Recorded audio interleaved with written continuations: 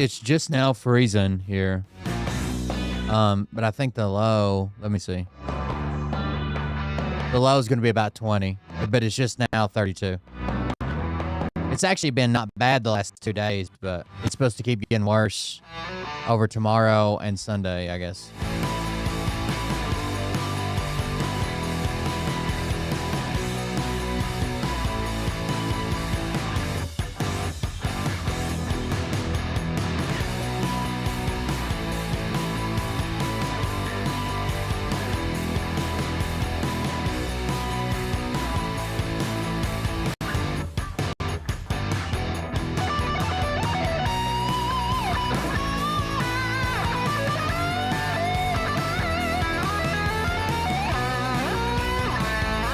Oh, I gotta stop the Facebook video. It's not supposed to be live. Damn it. Let me fix that. I gotta stop this one and delete it.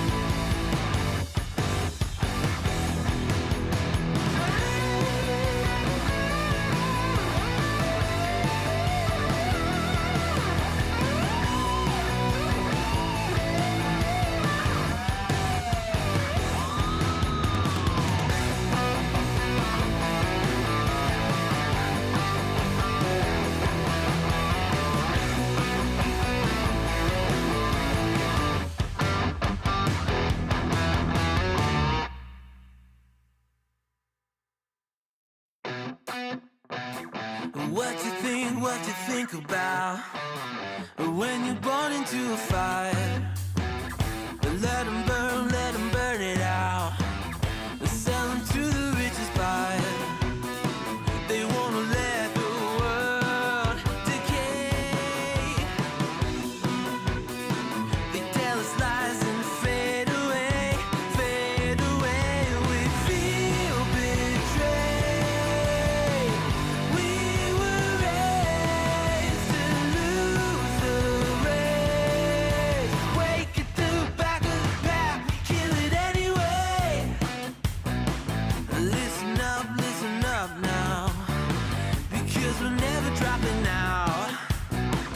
Beat the odds, beat the big house. The brains are bigger than the doubt. We've been thinking for ourselves, never let the truth fade away. This is bigger than ourselves, we won't let the world burn away, burn away. We feel betrayed. We were raised to lose the race. Wake at the back of the pack, kill it anyway. To blame, haters face the world's mistakes. Wake at the back of the pack, kill it anyway.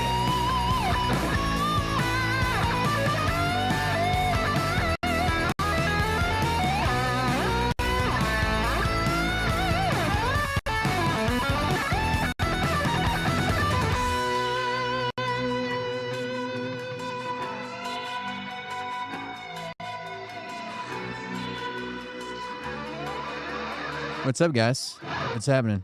And we feel betrayed.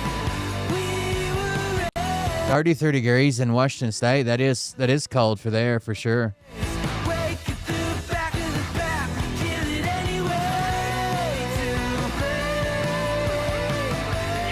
Yeah, I hope you get it. I hope you get your shit fixed, man.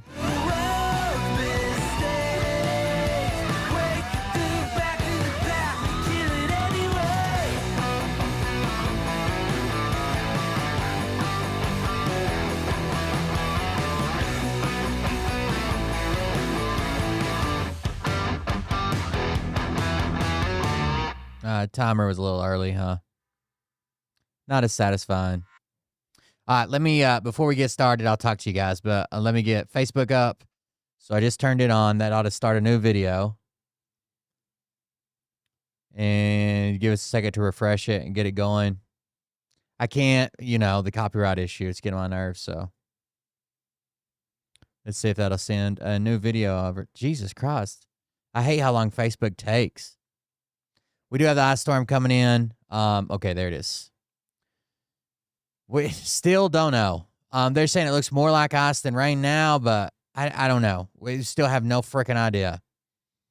We're like basically on the edge of either we're going to get ice or we're going to get rain, and probably little to no snow. So I would rather have snow or rain than I would have ice and all the power outages and down trees and shit. I already got the chainsaw ready, got fuel, got food, got propane, got everything I could think of. So we'll see how we fare. But they pushed it back. It was supposed to be tonight. They pushed that back to basically late tonight, really tomorrow. Some of the worst part of it, like when it's really supposed to be here, isn't until like 9 a.m. tomorrow. So I think I'll be fine. But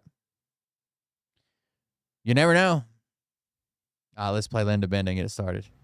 Hey daddies, it's me, the Linda Binda from TikTok. I wanted to make this video because I wanted to thank you for watching Cold Beer Confessionals with Will Bird.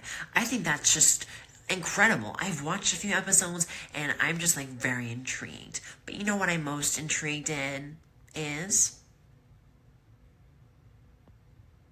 Big Daddy's meat stick. I heard that it's very thick, like a good old German sausage. Linda and her coochie loves that. Oh, never mind. Let's not go there.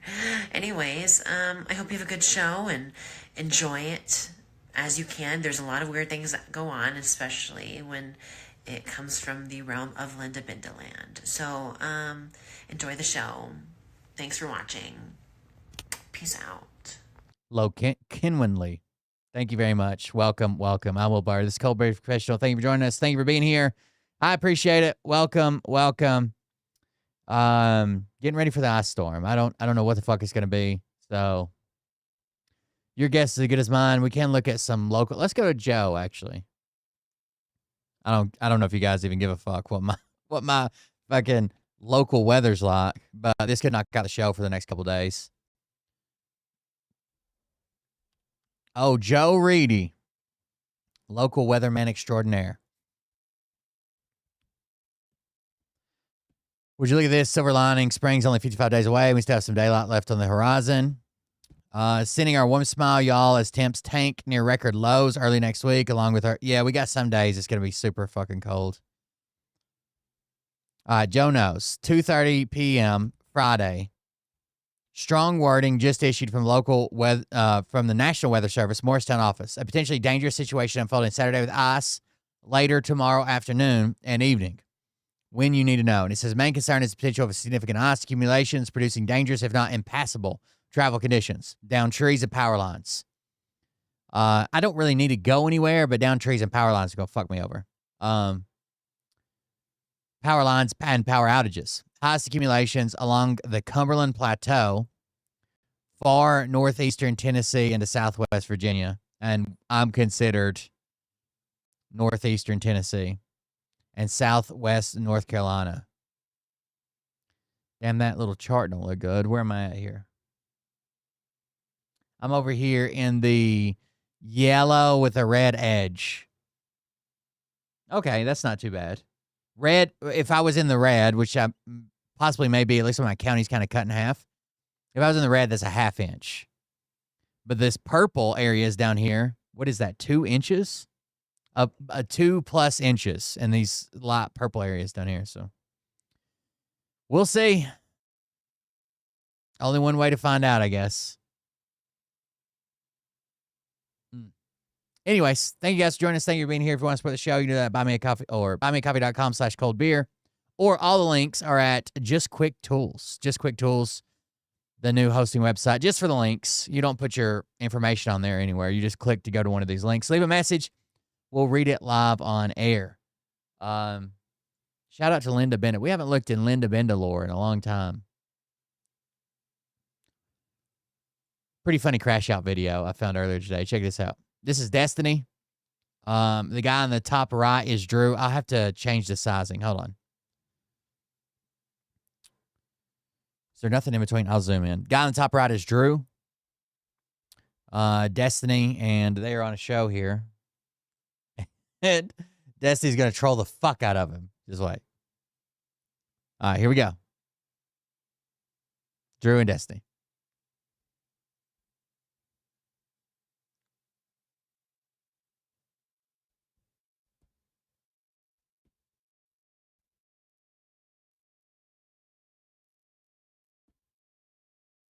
Oh, shit. I don't have the audio on. Hold on. Destiny's literally retarded. Destiny is a cuck. You have the mic again. You've claimed there's civil unrest. All right, go again. Give us your argument, and then we'll talk about it.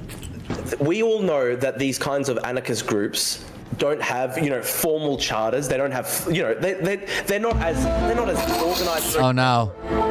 Oh, no. Destiny is literally retarded. Destiny is a cuck. He has been cucked so many times. His wife divorced him because he's a cuck. And he is a terrible father. And his own son. What is that, the X-Files theme? I know it's like a meme now, but that's the X-Files song or some shit, right? He plays it and dude fucking flips out. You're a cuck. Your wife's a cuck. Everybody's a cuck. No. Go back to the unnamed. Go back to the unnamed mystery groups. Go ahead. No, tell us, Drew. And by the way, Destiny has this new board behind him. I guess that donations pop up on, like the text from donations, which is a cool idea. But someone put on one of the donations that Drew should hang himself, and he's very triggered by that. Unnamed mystery groups. Quick, China's coming to take you again, Drew, for the 50th time. China's coming to abduct you. Give us more of the unnamed groups, Drew. Go. This is completely retarded. I was actually going to avoid personal attacks against Destiny, but he actually put a sign behind until I played soundboards, and then you were like, Destiny put a sign behind him that said "Hang Drew." Put up a sign behind him that said Drew Pavlich should hang himself. So obviously, this is a good faith. Very triggering. Wait, what? And Destiny doesn't even realize it, right? Because it's a donation that came through, and he's like, "Oh, yeah, somebody donated that." Yeah, Destiny's just shit. Somebody donated that. Sorry, that is pretty funny though, and you should. And you should. That is pretty funny though. And you should. That's a pretty good video. That's a pretty good video. I'm not surprised. I don't know.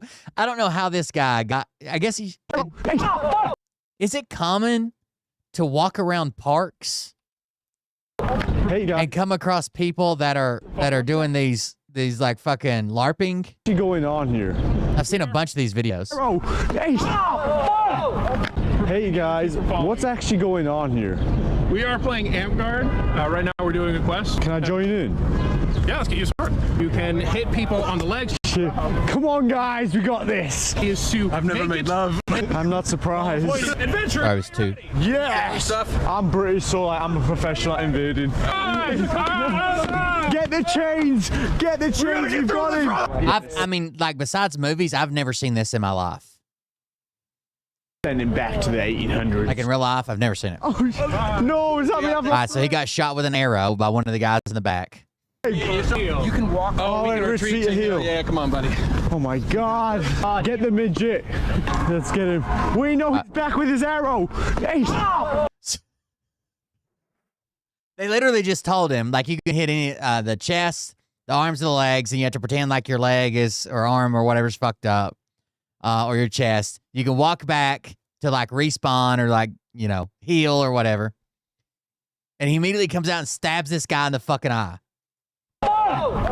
Revenge is sweet. I took down the arrow shooter. Did you hit someone in the head? No. It would be cool to watch. Unfortunately, I'm going to have to ask you to step off the field. No, he was about to arrow me right in the face. It was self-defense. As the person running the game, I promise you I got a shoulder. It really doesn't matter. The fact of the matter is someone got hit in the face pretty hard. You need assistance for vision, so no one's taking your advice on The guy with glasses is like, I just saw you hit him in the face. He's like, you need assistance with your vision because he's wearing glasses. No one's taking your word for it. this. Okay, so he is our local champion, which means he is my second in command in terms of determining this kind of stuff. What I am Our local champion. I used to like Gold Rush. The first fucking season when the drama was like, hey, we're losing our house, we got to find gold, and there were a bunch of idiots, and the Parker was like so much better than them across the creek, and blah, blah, blah. But Gold Rush, they manufactured a shit ton of drama in. Like, I'm sure there was manufactured drama in the first season. And they all claim that they're losing their house, but they're making like fucking $40,000 per episode. Whatever. But the drama that came after that was just so fucking manufactured. Like there had to be a big fight every time, and somebody thought they were going to get fired, and someone had to throw a hard hat, and it was just so crazy. It was like watching the same episode, and they just stuck in different ad-lib elements to it. Like instead of fighting over this machine, we're going to fight over this machine. And instead of this guy and this guy, it's going to be this guy and that guy. It was just, I don't know, it's crazy. going after. Well, I've got 20/20 vision, he doesn't. And that time they went to fucking Africa or wherever the South America, wherever the fuck they went, and didn't find shit. They found some tool-grade diamonds, lost their fucking asses or whatever. They even tried putting in a bunch of fake drama in that shit where they were pretending like they were getting robbed and shit. It was just insane. I promise you I got a shoulder. It really doesn't matter. The fact of the matter is someone got hit in the face pretty hard. So they're not going to let him play. Fact of the matter is somebody got hit in the place hard. Get out of here. So he's decided they're not going to let him play. He's going to apologize. You need assistance for. I may be a minority viewer of Gold Rush. Maybe that's just me. Okay. But I would just watch it just to see them finding gold and shit. Like without the prayers and the throws and the makeups and the breakups and Vision, so no one's taking your advice on this. Okay, so he is our local champion, which means he is my second in command in terms of determining this kind of stuff. What I am going after. But I've got 20/20 vision, he doesn't. It doesn't have anything to do with it. Fine. he says, but I got 20/20 vision. I want to apologize to him. I appreciate that. Thank you very much. Listen to this apology. I just want to say I do not apologize, and you absolutely deserve that for arrowing me. Fuck you. What? No. If you say, I do not apologize. You absolutely deserve that. Fuck you. if you say, Whoa. Not. Hey, he came up- and he can carry on playing for that? I just try to apologize. I'm so sorry. And he's going to carry on playing, and I'm not. We'll figure I'm something pulling out. myself off. Yeah, you should. Yeah, Deadliest Catch 2. My parents used to watch it. I said, You deserve that. what? That's the voices in your head. It's the voices in your head. Now, arrow. Hey. All right, so they kicked him off. But anyways, he found some LARPers in Central Park. Moonshiners is actually local to me. A lot of it is. Actually, the hot rod shop I used to be a fabricator at, it was like a real short job. If you were with a stream, I worked there for like, I don't know, 6-8 months. It just didn't work out. But anyways, the hot rod shop that I used to work at is called Pardon's Hot Rod. His brother-in-law was one of the Moonshiners, and we were building a car for him at one point. But here local, it was all fake. Like here locally, they did a press release that said the ATF was on site. No moonshine was actually being made. They were just running water through the stills. And then the rest of it was just drama, right? And they were helping these people get their legal license so they could make liquor and start stores and brands and shit. But when they're out in the woods and they're like, oh, the cops are over there, and they're all like looking, they're just running water through stills. That's it. They're bulling water. But I guess people liked it. My parents watched it for a little bit, so I'm sure they did. I saw Ryan Wedding. So this story is confusing. I feel like the administration is boasting that they arrested Ryan Wedding. Right? But if we read this story, it says Ryan Wedding, ex-Olympic snowboarder turned drug kingpin, arrested by FBI in Mexico. Wedding faces charges that include murder and drug trafficking. Former Olympic snowboarder Ryan Wedding has been arrested in Mexico. FBI announced on Friday. Wedding, 44, was on the FBI's top 10 most wanted for charges that include murder and money laundering. He's also accused of being a leader of the largest cocaine distribution operation in his native Canada. The FBI announced in November that it was increasing the reward for information leading to Wedding's arrest or conviction from $10 million to $15 million. FBI Director Kash Patel posted on social media that Wedding was arrested in Mexico and will be transported back to the U.S. This is a huge day for a safer North America and the world, and a message to those who break our laws and harm our citizens will be brought to justice. It says, thanks to President Trump's leadership and commitment to global law enforcement, as of this morning, the DOJ FBI officially apprehended our 6th top 10 most wanted fugitive within the last year. Thank you to AG Pam Bondi for her relentless pursuit of justice, U.S. attorneys, blah, blah, blah, whatever, the post. Then if you continue reading, it says, Wedding placed 25th in the parallel giant slalom as part of Team Canada during the 2022 Winter Olympics in Salt Lake City. The Department of Justice claims that since then, he built a criminal enterprise that worked with prominent Mexican cartels to move hundreds of kilograms of cocaine from Colombia into Mexico by boat or by plane, then in the U.S., Canada via semi-trucks. Additionally, authorities allege that Wedding's group orchestrated the murder of 3 people, one of them federal witness, who was set to testify against Wedding before he was gunned down at a restaurant in Medellin, Colombia. Wedding allegedly found the witness by posting his picture to a website that has since been taken down. During a November news conference, U.S. Attorney General Pam Bondi called Wedding one of the most prolific and violent drug trafficking organizers in the world, while FBI Director Kash Patel described him as a modern-day iteration of Pablo Escobar. Bondi claimed over 2,000 kilos of cocaine had been seized in the course of the investigation, as well as numerous weapons, $3.2 million in cryptocurrency, and $13 million in other assets. Wedding also faces separate charges from 2015 for drug trafficking into Canada, has been previously convicted in the U.S. on conspiracy to distribute cocaine, and was sentenced to prison in 2010 according to federal records. If convicted on the murder and attempted murder charges, Wedding faces a mandatory minimum sentence of life in prison, in addition to the continuing criminal enterprise charges. Oh, I guess they've updated this article. The earlier article... Hold on. I just read this. The earlier article said he turned himself in at the U.S. Embassy. That's now gone. When was the last time this was updated?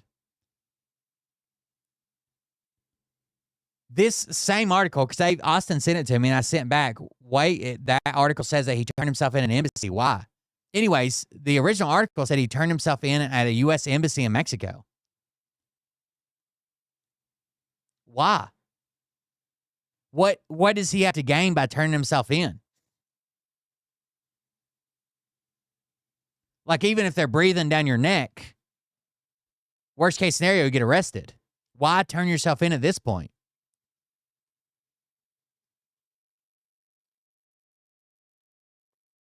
But it sounded like, to me, they were making it seem like the FBI had this operation and Kash Patel was thanking all the agencies and shit. And then the article said he turned himself in.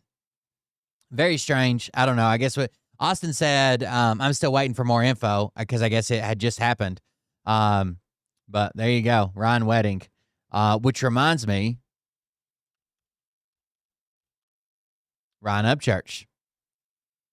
I don't know. They've changed the article now, so maybe that was wrong. Maybe something else happened. But I swear to God, I was talking to Austin about it, and I was like, that says he fucking turned himself in. And Austin's like, I'm waiting on more information. But I swear to God, I read it. I even looked up the word embassy to make sure I spelled it right. Couldn't remember if I had 2 S's or 1. Ryan Upchurch is fucking doing Ryan Upchurch things. Where do I even want to start? You want the proof, you say? I will make a request. I will make a request to Cindy's office to have them send you the unredacted version of. So he's calling his financial advisors and yelling at them because he doesn't know what his lawyer's invoice is being charged for.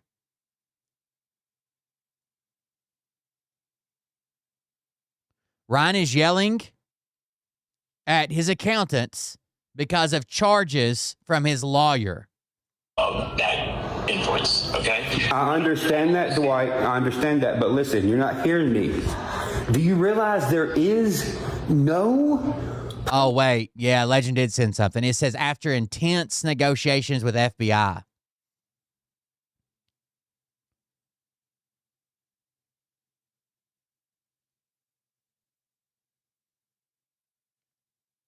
Questions about Wedding's involvement with the FBI began swirling Friday when Mexico Security Minister Omar Garcia Harfuch wrote on social media that a Canadian matching wedding's description had voluntarily surrendered Thursday to authorities at a U.S. embassy. So, yeah, he did surrender at an embassy. And it says after intense negotiations with the FBI, so he's been talking to him, I guess. That's weird. Proof of that ever happening. Do you realize that this... He says, I noticed they was inserting forms for past dates for some reason. Now, remember, there's video evidence of Ryan saying, what the fuck is this?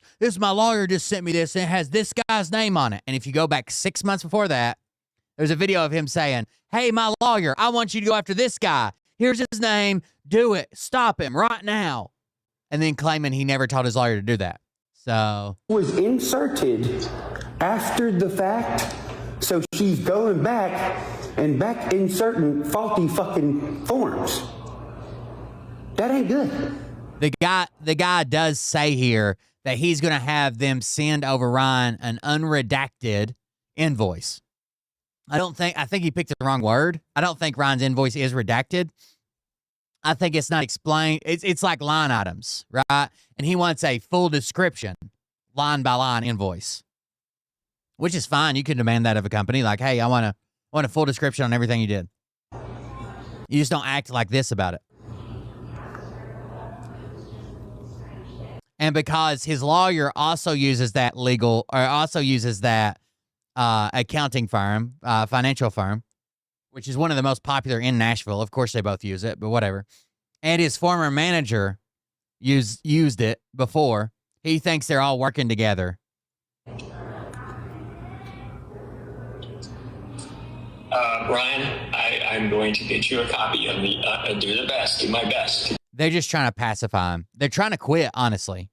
They're trying to quit without getting a ton of bad press. The guy literally told him, Ryan's going to admit to it in one of these videos. He was like, look, man, if you don't trust us, maybe it's better we just wrap up these 30 days and we're done. Get you a copy of the unredacted invoice so that you can see what was on that invoice. Again, I don't care what was on that invoice. That's between you and Cindy, okay? No, I'm not the financial manager. Okay. That's what you're hired for. But he doesn't negotiate what your lawyer does for you. Like, they're an accounting firm. They pay your bills. They have access to fucking monies, pay your bills. They do your taxes. Like, they don't go to your lawyer and be like, Ryan doesn't want this to happen. I'm the fucking finger. I'm the finger. All right, I told you what I'm going to do. I would appreciate you letting me know what else you need. And the guy's trying to be super nice, like a normal fucking human, right? Like, okay, well, that's what I can do is get you this expanded, explained version of the invoice, and then we'll go from there. Bro, it has been a long... All right, so you have to have a little bit of context behind this. Ryan is like a giant fucking retard. I don't know how else to put it. I would put a child, but children these days are more advanced with electronics than Ryan is, okay? He's just like a giant fucking retard. So when he buys a new phone, he can't set it up himself. There's been all these times where he's got like hundreds of phones because he breaks them all the time and throws them or gets mad or they get crushed or they get in water, whatever. He's had all these different phones and he can't set up a cell phone by himself. He has a guy that sets up his cell phones. Now, what I think happened here, we're about to find out, is that Ryan had a spare phone at one time and changed phones. And his Apple ID was still linked to that one of those phones, right? Because your Apple ID, unless you go in and clear it and take your shit out of it, your Apple ID's on it. And he gave away a truck. That person was finally like working on the truck now, getting it going and whatever, and went through the glove box and found this phone. So Ryan takes the phone number that's in the phone and Googles it. And you know how unreliable it is to Google a fucking phone number? They're almost always wrong. And claims some random lady is into stealing his phone and just watch. On the fucking night The police have been hearing everything. Called the cops again. On this phone. I'll tell you why. Okay. So I gave my buddy a truck a long time ago. It's still at his house. It's sitting out front of his house. By the way, the title of this is pretty sure we just figured out a huge piece to the puzzle. This is crazy, and the phone was set up with a MasterCard.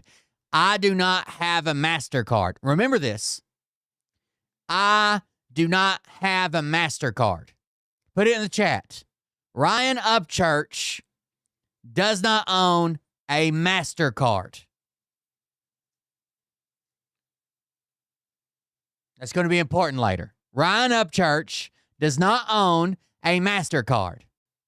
House in Nashville. The truck is Stitches. Everybody knows my truck is Stitches.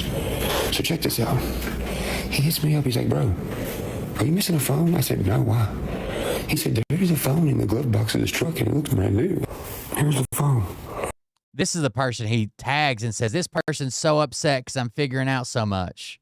Whoever the fuck this is, Ace DeVille. And I think it's just because they called him a crackhead. They're like, what are you doing, fucking crackhead?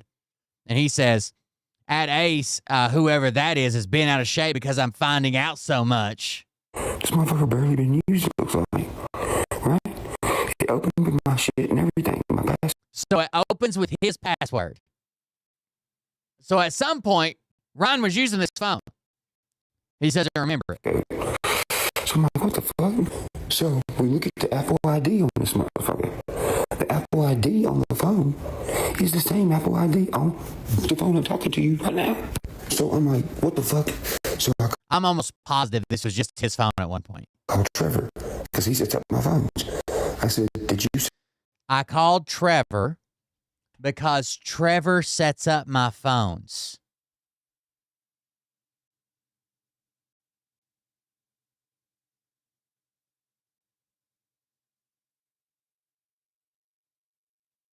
Why do you have another man setting? You can't set up a fucking cell phone, bro?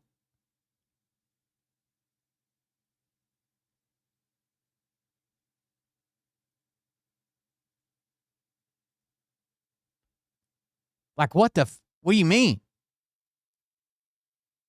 Set up this Apple ID or whatever. He said, yes. I said, okay, well, how the fuck is it on this phone across town in the middle of Nashville in Blake's truck? Nobody knows. Whatever, regardless of that, look at this. So we get to looking in the settings, right? Because you can see the primary number. The primary number is not my number. I don't know whose fucking number it is. The primary number for this actual phone is this. That's why it has a P1 beside it. The second number would have a P2 beside it if the phone was actually attached to my number, but it don't. Which means whoever had this phone had my Apple ID and was able to log into my Apple ID. The number links back to Nashville, Tennessee. Yeah, every 615 number you Google says Nashville, Tennessee. So when I look up who's the owner of this phone currently, it comes back to Jessica Hostetler. And just so he just, again, I don't know what that popping and cracking was. I have no idea. Again, he can't set up a phone himself. He just Googles this number. And Googling phone numbers is extremely unreliable, unless it's like a local business or somebody that's been advertising their phone number. Super unreliable. What happens, they but he's going to put her on blast anyways. To Cheatham County High School.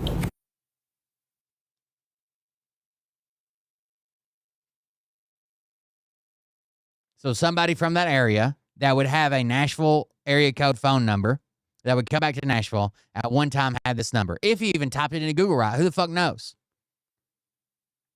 So my question is this. One, how the fuck does this person have my Apple ID? I don't even know who the fuck they are. I've never seen this person.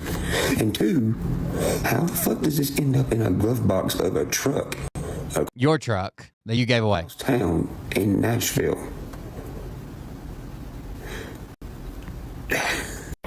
He called the cops for this. He said the cops just left the house. All right. Now we're going to keep going.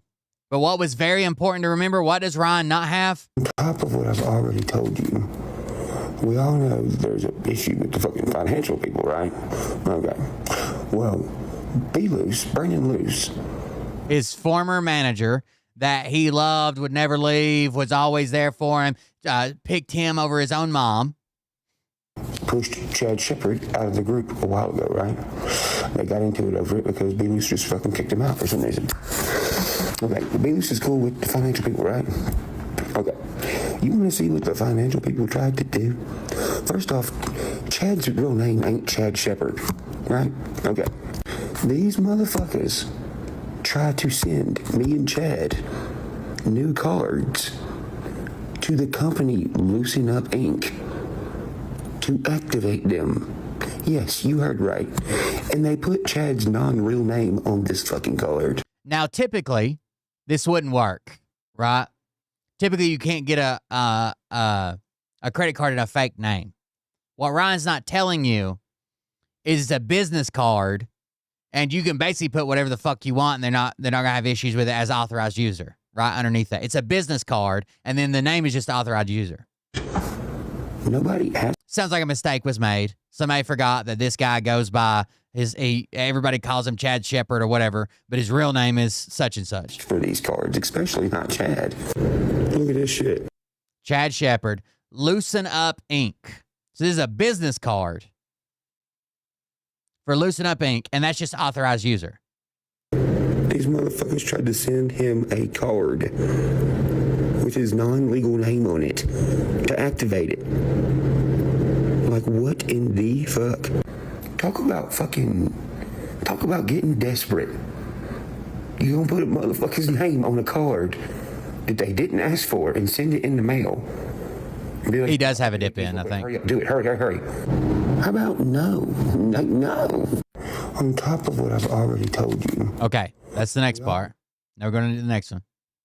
Ryan, per my conversation with Chad, we are willing to extend our engagement until January 31st, 2026 to allow you more time to find our successor. The extension will be under the same terms as the original engagement letter, except it may be terminated at any time. Should we not hear from you, we will assume this arrangement is agreeable to you. Please advise. Oh, wait. Per the terms of this email chain or original agreement letter, we are terminating our engagement with you effective immediately. Bro. Wait a second. That was my bad. Hold on. January 3rd.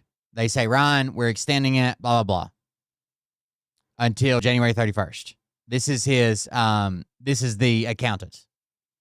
On January 21st, 10 days before they're supposed to end, they say, per the terms of this email chain and our original engagement letter, we're terminating our engagement with you effective immediately. Please advise if we should provide you or a new financial advisor with copies of your financial records in our possession prior to the transition.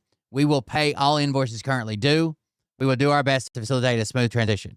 Ryan says, willing to extend, and if they don't hear from me, they will assume I am agreeing. Then I press for actual answers, and now they finally quit, which lets me know. By the way, he's already cussed out one of these guys and threatened to beat him up. I'm getting close to the core of the issues. These people are deranged. How do you immediately quit, then offer to not quit and help with yet another task? Well, this was 18 days later, and clearly we're not hearing what you did to them. But go ahead. Bro, when I found out.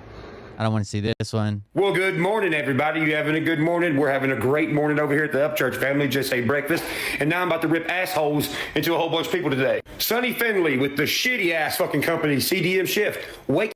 Okay. This bothers me so much. He has a digital music company. They do digital distribution. The guy that runs that company, his name is Sonny. Their name, the distribution company, the people who always copyright claim my videos, their name is CMD Shift. Now, they're a digital company. They're online. They use computers. That's a play on words for Command Shift, for the command button. Okay? Get it? CMD is short for command. Command Shift. Like you're holding Shift Alt or Shift Function Shift or whatever, right? Command is a key. 100% a key. So because they deal with computers and digital and social media, they call their companies CMD Shift, Command Shift. It's so fucking easy to remember. And since Ryan hired them Every time he goes to talk about them, he calls them CDM shift. Not CMD, CDM. I know it probably doesn't bother most of you. It bothers me so fucking much. Well, good morning. He even tagged them. CDM shift. I advise you to call Chad. Well, good morning, everybody. You having a good morning? We're having a great morning over here at the Upchurch family. Just ate breakfast. And now I'm about to rip assholes into a whole bunch of people today. Sonny Finley with the shitty ass fucking company, CDM shift. Wake your ass up, buddy. Yeah, I'm talking to you like this. I know you don't like me. It doesn't fucking matter if you like me or not. I'm starting to really see where this power of attorney B-Loose was trying to get. It's coming in play in all these different places.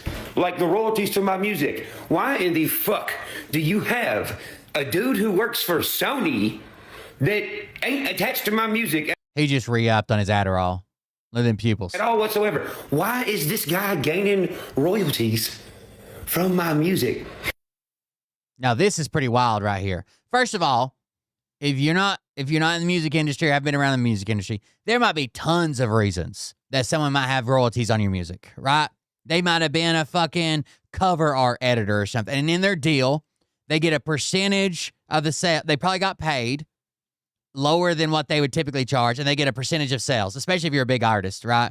If you get 1% on a fucking gigantic artist, that's pretty crazy, right? So he's got his brother listed, Austin Upchurch, and his email account, $34,000 in royalties. Guest, and it says revoked Upchurch shares at commandshift.com, $73,000 in royalties. And Skylar Harris got $658 in royalties. Then you have Jose Alcarez. Doxed his email, or put out his email address. This guy, I think he says he's a photographer or some shit. This guy's getting some royalties. It looks like he makes music videos. So it makes sense that this would be the type of guy that would get royalties from a video. Yeah, people get 1/100th of points sometimes. But that's the way they're paid. And the better you are at producing music, like the more you can sell and shit, the cheaper you can get people to work, like as far as like giving them, straight cash and get them on points, right?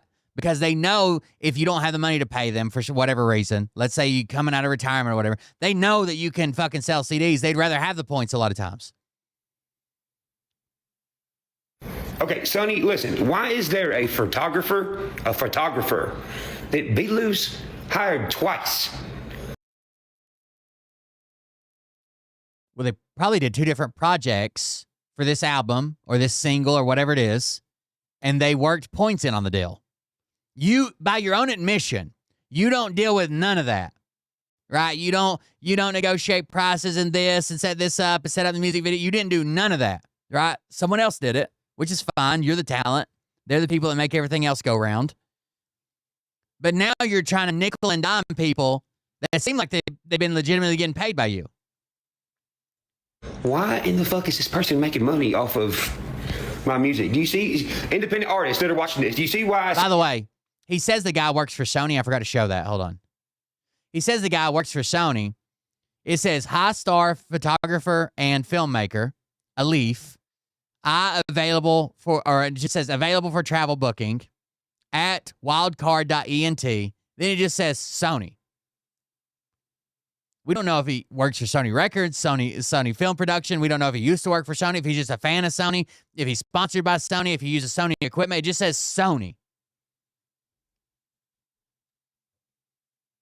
Ryan says he works for Sony Music. Who the people that are trying to get him killed or something we're supposed to infer. I don't know. Okay, Sonny, listen, why is there a photographer that B-Loose hired twice? Why in the fuck is this person making money off of my music? Do you see? Sorry, one more time. I got to back up some.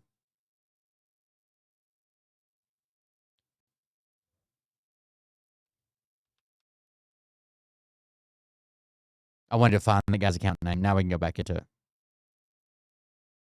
Making money off of my music. Do you see independent artists that are watching this? Do you see why I said yesterday, go through your stuff and look and see why there's random fucking people who don't do nothing with music. They might take pictures. They might have took pictures for you twice. And somehow these motherfuckers just end up making royalties off your music. Yeah, there's something fucking going on with you motherfuckers. Hey, Wilds and Taylor. I'm gonna say your name again. Wilds and That's the accounting firm. Taylor. Answer me this, Wilds and... Yeah, the guy's got all kinds of artists. He's got Ryan Upchurch featured on it. Blue Jeans 2, Ryan's record. It looks like he did the cover art for it. He's got him fucking smoking a joint. He's got tons of fucking art. This is what the guy does. Why is he getting royalties from me? Taylor, when I told y'all months ago, hey, I want y'all to figure out, y'all are the music people, you deal with the finances about the music and the royalties, shit like that. I need to find out, I want to know what my catalog's worth. Well, we can't do that right now, but we... I wonder if you could get him for saying Sonny at CMD shift. Oh, I'm sorry, CDM shift. Forget him for defamation of your company and using the wrong name for the company. Can't do that right now. Why can't you do that? If people are adding photographers on here to get royalties, why? I guess you could, because if you can prove that like someone was using a nickname for you, like if someone called me, Cold Bitch Confessional, but everybody knew that they were talking about me, I could still go after them. So that makes sense. Can't you check and see how much? This is what your job is. Do you understand? It's funny that all y'all that have a certain specific job to do, none of you individually can do your fucking job. But you all do talk to each other. That's for damn sure. Sonny, I dare you to say something. He's taking down everybody in Nashville, bro. I dare you to say something. I have the fucking text message of B Loose texting you, getting you to change the royalties. He's not allowed to do that. That has to be done by me. You understand? I can almost be sure that at one time that B Loose was allowed to do all this shit because he set everything up. Ryan would not. B Loose came along like into Ryan's career. I think he hasn't been there since the beginning. I think, if I remember this correctly. And I wouldn't say that Ryan wouldn't exist without B Loose, but B Loose definitely helped him for years. And you don't fucking understand. Already, no one wants to work with him. In fact, the last little thing he did with a band, he put like a group of people. He did like an album with like a group of people that he just kind of found, and he was going to call it Ryan Upchurch and the Dixielanders. Ryan Upchurch went crazy and started calling everybody out. And then someone from that group didn't like his posts, so he pulled down all the music. They were getting paid on the views, like percentages. He pulled down all that music just because they didn't like one of his posts where he was calling somebody else out. And otherwise, you got it right the first goddamn 30 times. So Dwight, with his fucking poopy pants, saggy ass, is over here going, we can't do it. And Zach, his little gay Frodo Coke can-shaped buddy, his little boy toy, is over here showing me a bunch of paperwork that don't make no sense. And I'm like, hey, you got to explain this. And he's like, I don't know how. I don't know how to explain it. Okay. I don't know how to explain it more to you. Like, we've already got to the crayons. What do you want me to do? Write letters in your hand like you're Helen Keller? What are we doing? Anyone hasn't picked up on a fucking clue yet. Do you know why all these different people within the music industry can't explain anything? Well, because it's simple. If they explain it the correct way that makes any fucking sense, well, then they're incriminating themselves. Otherwise, why ain't one of these motherfuckers taking me to fucking court? Because they can't take me to court. They know that there is a bunch of... I don't know that you're hurting people's businesses right now as much as you probably think you are, because everybody's seen this decline. Even your followers are in here like, what the fuck? Sharing memes, making fun of you. Like, they've seen your decline. Like, you're on the decline and you're clawing at anybody around. People watching right now, and they're watching everything I'm saying and showing. And they're also watching everybody who has very simple questions to answer run away and just... Now would be a time to jump on board before he pisses everything away. Plus, it doesn't seem like he can even really get a lawyer right now. Disappear. Y'all really did need that power of attorney, didn't you? You did. Well, too goddamn bad. That's something else he flipped out of. I'm sure there's certain things in the music industry if someone needs to make decisions on your behalf that you're either going to have to go with them and make them, or if you're lazy like Ryan and can't even set up a cell phone, they're like, the only way I can make these decisions on your behalf with banking and financial shit is if you sign up a power of attorney, at least in a limited capacity. Man, the things I got to go through to keep my small... This says... I haven't seen this one yet. This is a new one. This is cold hard proof of perjury and obstruction of justice and evidence tampering. Can't wait to see you in court, dingle dick. All cute little family safe, but you know what? I'm so What income source does he have? All his music right now, right? His music still get millions of fucking plays. Like, I just showed you a royalty account going to his distribution company was like $73,000. I'm glad I do it. Let me show you something real quick. You want to talk about fucked? You want to talk about fucked? Okay, well, hey, Cheatham County. He's very popular with like people in my area. He does like a redneck rap / country / rock. He dabbles in everything, but he was known as like the redneck rap guy. You about to see something crazy as hell. Watch this. So today, this comes to my house. Robert Deerdorf versus Ryan Upchurch, State of Tennessee civil summons. Oh no. Oh no. Circuit Court. What does it say for? He gave away his address again. I guess Robert Deerdorf is going broke. No, Robert Deerdorf's trying to unfuck himself. Let me show you how I know. Cheatham County, Kingston, blah, blah, blah. That. You want to see what he's... Okay.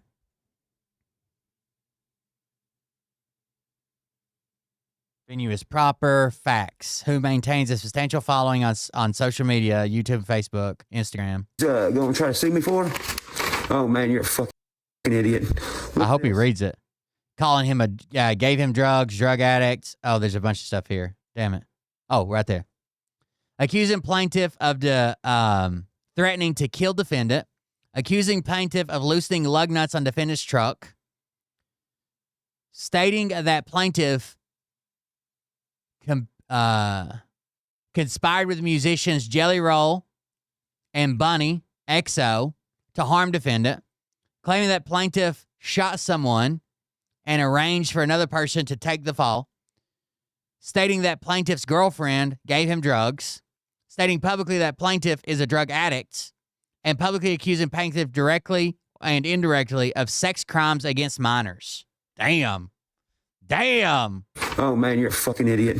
Look at this. What's that? Claiming the plaintiff shot someone and arranged for another person to take the fall.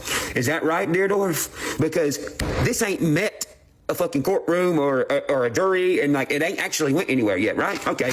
Right. Well, then tell me this. You know how I've been getting kicked out of my iCloud and shit, and this weird shit been going on? Well, watch this. What the fuck does that have to do with anything? You know how I don't know how to use a phone? Everybody in Cheatham County give a round of applause to Skylar Renee Thomas, Robert fucking Deerdorf, and Billy Thomas. So Billy, Deerdorf is his childhood friend. They literally went to fucking elementary school together. Always been there until Ryan got like this. Maybe a year now. Billy Thomas and I guess his wife, if that's Skylar, that's his cousin. That's his cousin. Always been there. Skylar, tell me how these screenshots of your text messages accidentally slipped onto my phone. How did that happen? I meant to text you and ask if Billy has had his court date yet. Yes, went on Thursday. How did it go? A lot better than we thought it was going to. I think they're going to drop it to self-defense at the next court date. He didn't have to go to jail or anything, right? Y'all got to go back? No, laugh out loud. So it was General Sessions Court. The whole purpose was for the victims to tell their side of it and let the lawyer and Billy's lawyer question them while the judge listens, and he determines whether there's enough evidence to move forward with a jury and charges and all that. So the next will be Circuit Court, where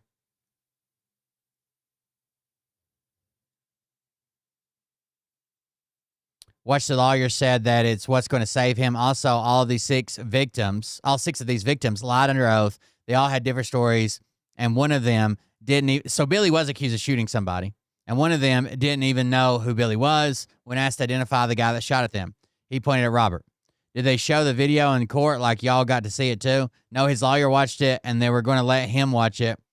But the detective on the case, who is best friends with the said victims, by the way, wouldn't let him. She just told him about everything. That's so fucking stupid. He would at least get to see what evidence or lack thereof they have. I think he will eventually, but that's the detective is a dick. He wants Billy. So y'all just read that, right? Hey, Skylar, how do you know all about this court case that hasn't even fucking happened yet? That means you fabricated it. Well, that's about a case that already happened.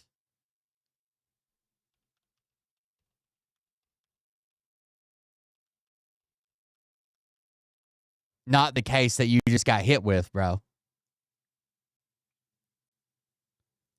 I think this is it. Man charged after victim found shot multiple times in White Bluff.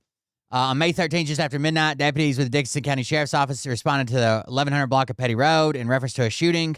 A man was arrested in connection with a shooting earlier in May at a business in White Bluff. When deputies arrived, they found one male, multiple gunshot wounds. The man was flown to Vanderbilt Center, where he remains in critical stable condition. After the shooting, law enforcement began investigating 30-year-old Billy Wayne Thomas.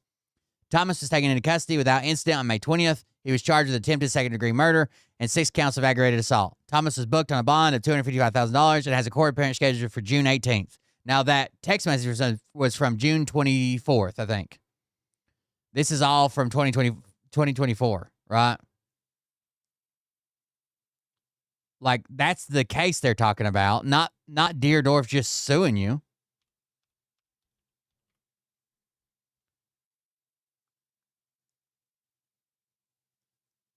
I don't understand what you're saying. Well, that's funny because Deerdorf's over here saying the same exact thing, saying that I said it in this. Well, yeah, you accused them of conspiring, kill somebody, and letting somebody else take the fall, and everybody assumed you were talking about Deerdorf.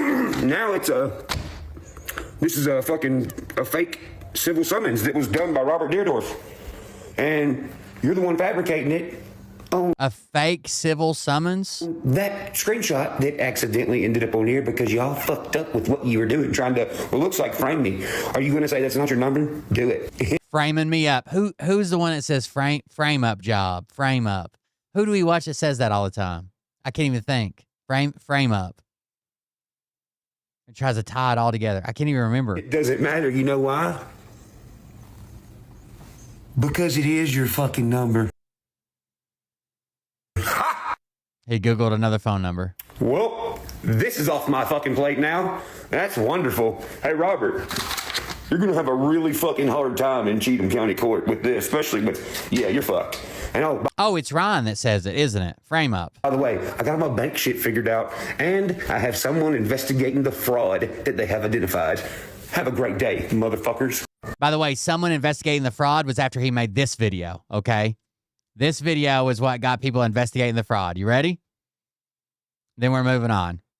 Now remember, Ryan Upchurch does not have what type of card? What type of card does Ryan Upchurch say he didn't have, and there's no way that this phone could be his? You guys remember?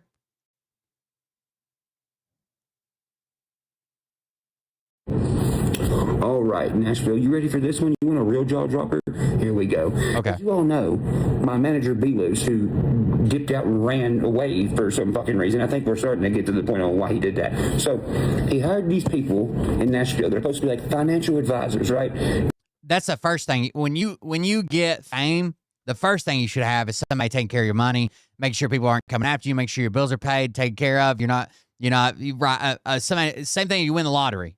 Their company's called Wilds and Taylor. Well, just like everybody else Brandon Luce hired, they can't answer any questions. Derek Johnson does say it too. I got mad recently, and I had him over here in a meeting, and I was like, motherfuckers, you are gonna fucking tell me something. Something has to make sense. I filmed the whole entire fucking thing, okay?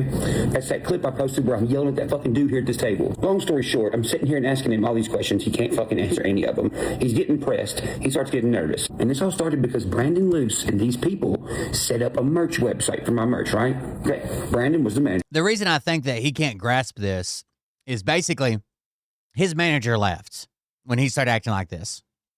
And now he doesn't know any of his passwords. He can't log in anything. He can't get into his accounts. He can't take down the website. He did nothing. And he pissed his manager off. So his manager said, fuck you, and left. He was in charge of merch. Okay, so after the manager who hired these financial people, Wilds and Taylor, dips off and leaves for no fucking reason. A very well-known Nashville music-related management firm. Kalani was at the house one day when Belus legit told me, Church, I got 5 years left in me. I was like, okay, cool. I mean, I'm down. The motherfucker left a week later. So Belus, the manager, dips the fuck out, right? Okay, well, the merch site... By the way, Belus was famous because of Ryan Upchurch. Like, I had never heard of him before until Ryan Upchurch. He got a bunch of Ryan Upchurch followers, all this shit. Instagram blowing up, blah, blah, blah. Fucked Ryan's mom. That's a real thing. They dated for a while. He fucked Ryan's mom. If everything was good and he was making money, he wouldn't leave, bro. Like, there's got to be some other side of the story. is still going. Nobody's making merch. So I'm like, what the fuck? I need to log into this merch thing that y'all got so I can delete it so we don't have fans sitting there buying merch that don't come to them. What the fuck? So me and Chad are sitting here trying to get the logins to this merch website that we can't seem to fucking get. Nobody knows anything. What do you fucking know? So we go to Wiles and Taylor and we're like, dude. Not their job. Again, this is an accountant. He goes to the accountant and says, hey, my manager left, and I don't know how to log on to the website. Figure it out. Y'all need to fucking, if y'all are the financial people, you gotta fucking talk to Beatley since you knew he was leaving. We gotta get the merch login so we can take down this website so people can stop. So they went above and beyond here. They don't do negotiations with your previous manager. This seems like something a lawyer would do. Write a demand letter or something if you're not on speaking terms. Not the financial they went above and beyond just doing this for you. And merch that ain't there. Okay, so like a week or two goes by. Me and Chad get on the website. You can still buy stuff. We hit them up again. What the fuck is going on? Did y'all talk to Bealus? Did you get the logins? Oh, well, we got the logins. Okay, well, why the fuck didn't you tell anybody you got the login? What's going on? Well, what do you know? No clear fucking answer on that. So fast forward, I said, no, we're having a fucking meeting. Y'all are explaining something. The guy that like owns the business or runs the business or whatever, he sends a guy named Zach over here. Zach comes over here. Zach can't answer no questions. I'm getting fucking pretty mad. And if they say anything I'm fucking saying is a lie, I filmed every fucking thing from right there. The video's 2 hours long. That's the guy he yells at and says, you say one more fucking word, I'm gonna kick your ass, dude. Like, fuck with me. So treats him like shit. And that's the reason he's no longer working with those people. Merch, right? Okay. Well, we're sitting here, and I'm looking at this paper that he's got by his fucking laptop. And I'm like, hey, what the fuck does that say? And he kind of grabs it and goes, oh, what part? I said, the part where it says fucking merch, motherfucker. They had my wife's name as the fucking merch manager. My wife don't work for me. She's not no fucking merch manager. What the fuck? Bealus was the manager. Bealus is the one who created the merch website. I don't know how to do that stuff. It didn't say merch manager. It just said merch. I assumed that Ryan probably set his girlfriend up a job to get paid, just draw a salary or whatever, because there's money coming in, show her income, blah, blah, blah, whatever. Maybe it was just as simple as Bealus is like, I'm gone. Who do you want me to put down as the merch person? Okay? And Ryan might have even agreed to that. He's out of his fucking mind. Neither is Beth. Bealus is the one who hired these fucking Wiles and Taylor people, right? So I'm like, okay, what the fuck is that all about? Well, that's what Bealus told us to do. Okay, well, Bealus ain't the fucking boss, okay? See, this is why Bealus needed that fucking... This is why you should be more involved with all this shit. The first time you had a big falling out was with your mom when you got that stupid-ass tattoo that said Mama Never Tried, and you called her all kinds of horrible shit and said she was buying houses with your money and giving them away to people who hated you, all that crazy shit. And we found out that you didn't control your money at all. Your mom controlled it all. Now, you got through that. You and Bealus has teamed up, and now Bealus, you should have been more involved then, dude. Power of attorney because they done fucked themselves. So as we're sitting here, the longer this goes on, the more mad I get. I finally fucking snap on this motherfucker. It's on video too. And his mom was his last financial manager. I said, motherfucker, are y'all doing criminal activity or something? What the fuck's going on? She did buy rental homes. She bought property. That's where she put some money in it in case Ryan's career just ended suddenly. He said, we're not doing no criminal activity. I said, it looks like you fucking are.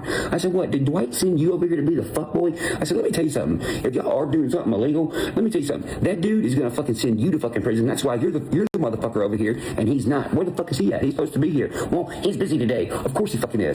So he's over here all shaking and shit. So he accuses him of illegal activity and says that your boss is going to throw you under the bus. And don't know what to fucking say because he can't answer anything. I was like, you know what? I'm going to see what he says to this. I said, you know what, motherfucker? Remember, this is on video.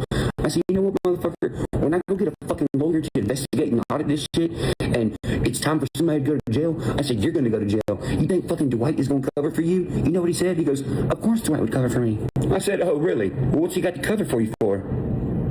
Yeah, gotcha. You said he would cover for you. What's he going to cover for you if you're not doing crimes? Busted. If y'all ain't doing nothing illegal, stupid. Well, he leaves after I threatened to bitch smack the fuck out of him. He leaves here. Dwight... Yeah, you threatened violence against your accountants. Of course he left. Calls us, hey, Zach's not going to be coming over there anymore. So now we got the other guy saying that this guy's not working for us no more. Okay, whatever. I said, okay, well, you got to answer questions now. Dude, don't answer no questions. He comes back, he's like, you know, if you don't trust us, I think it's better off if we quit. Okay, so let me get this straight. So the Zach guy had to leave and be like, he's threatened to fucking beat me up. I don't know what the fuck he's doing. He's screaming and yelling, calling us criminals, blah, blah. So the main boss calls him, is like, hey, if you don't trust us, maybe we only do like a 30-day thing. Like, and just figure it out. You need to trust whoever's, managing your finances. You're a goddamn financial company that was hired by my manager. And you can't answer any fucking questions about finances. Let me tell you something. You are going to answer this one. Because if you don't answer it to me, you're going to answer it to the goddamn government. About a month before B-Loose dipped out and ran away to somewhere, he set up this thing on my phone. It's City National Bank. Why he's just now setting this up on my phone, I don't fucking know. But look, it says, hello, Ryan Upchurch, City National fucking Bank, okay? This was set up by B-Loose and Wilds and Taylor. Once again, Ryan can't log into his own bank accounts, so someone else set it up for him. here's the goddamn problem. The City National Bank thing they have on here. Look at this. I don't give a fuck anymore. Fuck it. I don't care what you see. They have 1, 2, 3, 4, 5, 6, 7, 8 fucking accounts on this motherfucker. There's one with 0. There's one with 42,000, 20,000, 16,000, 423,000, 6,000. Hey. I'm trying to read some of those. He stopped moving. They definitely start with Upchurch. Upchurch something. Not Loosen Up Inc. Loosen Up Inc. That's the 5,000 and the 30,000. They have it set to access. It's too hard to read. So I can't change anything. That's fucking retarded. I don't know if I can read it in that little. All these say Upchurch. And I think he scrolled down from the two at the top, was probably Loosen Up, which is his manager's company. His manager's management company. Be Loose owns Loosen Up. 8.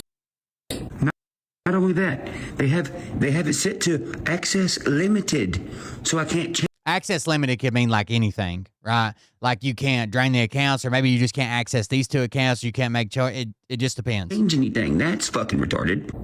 It shows you right here, card number ending in on the edge. All right, for one, this is not a City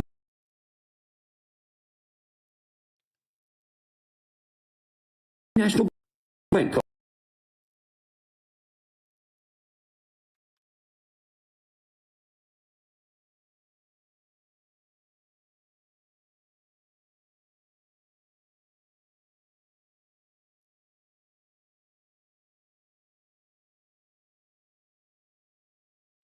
Two days. He recorded this 2 days before he made his cell phone video.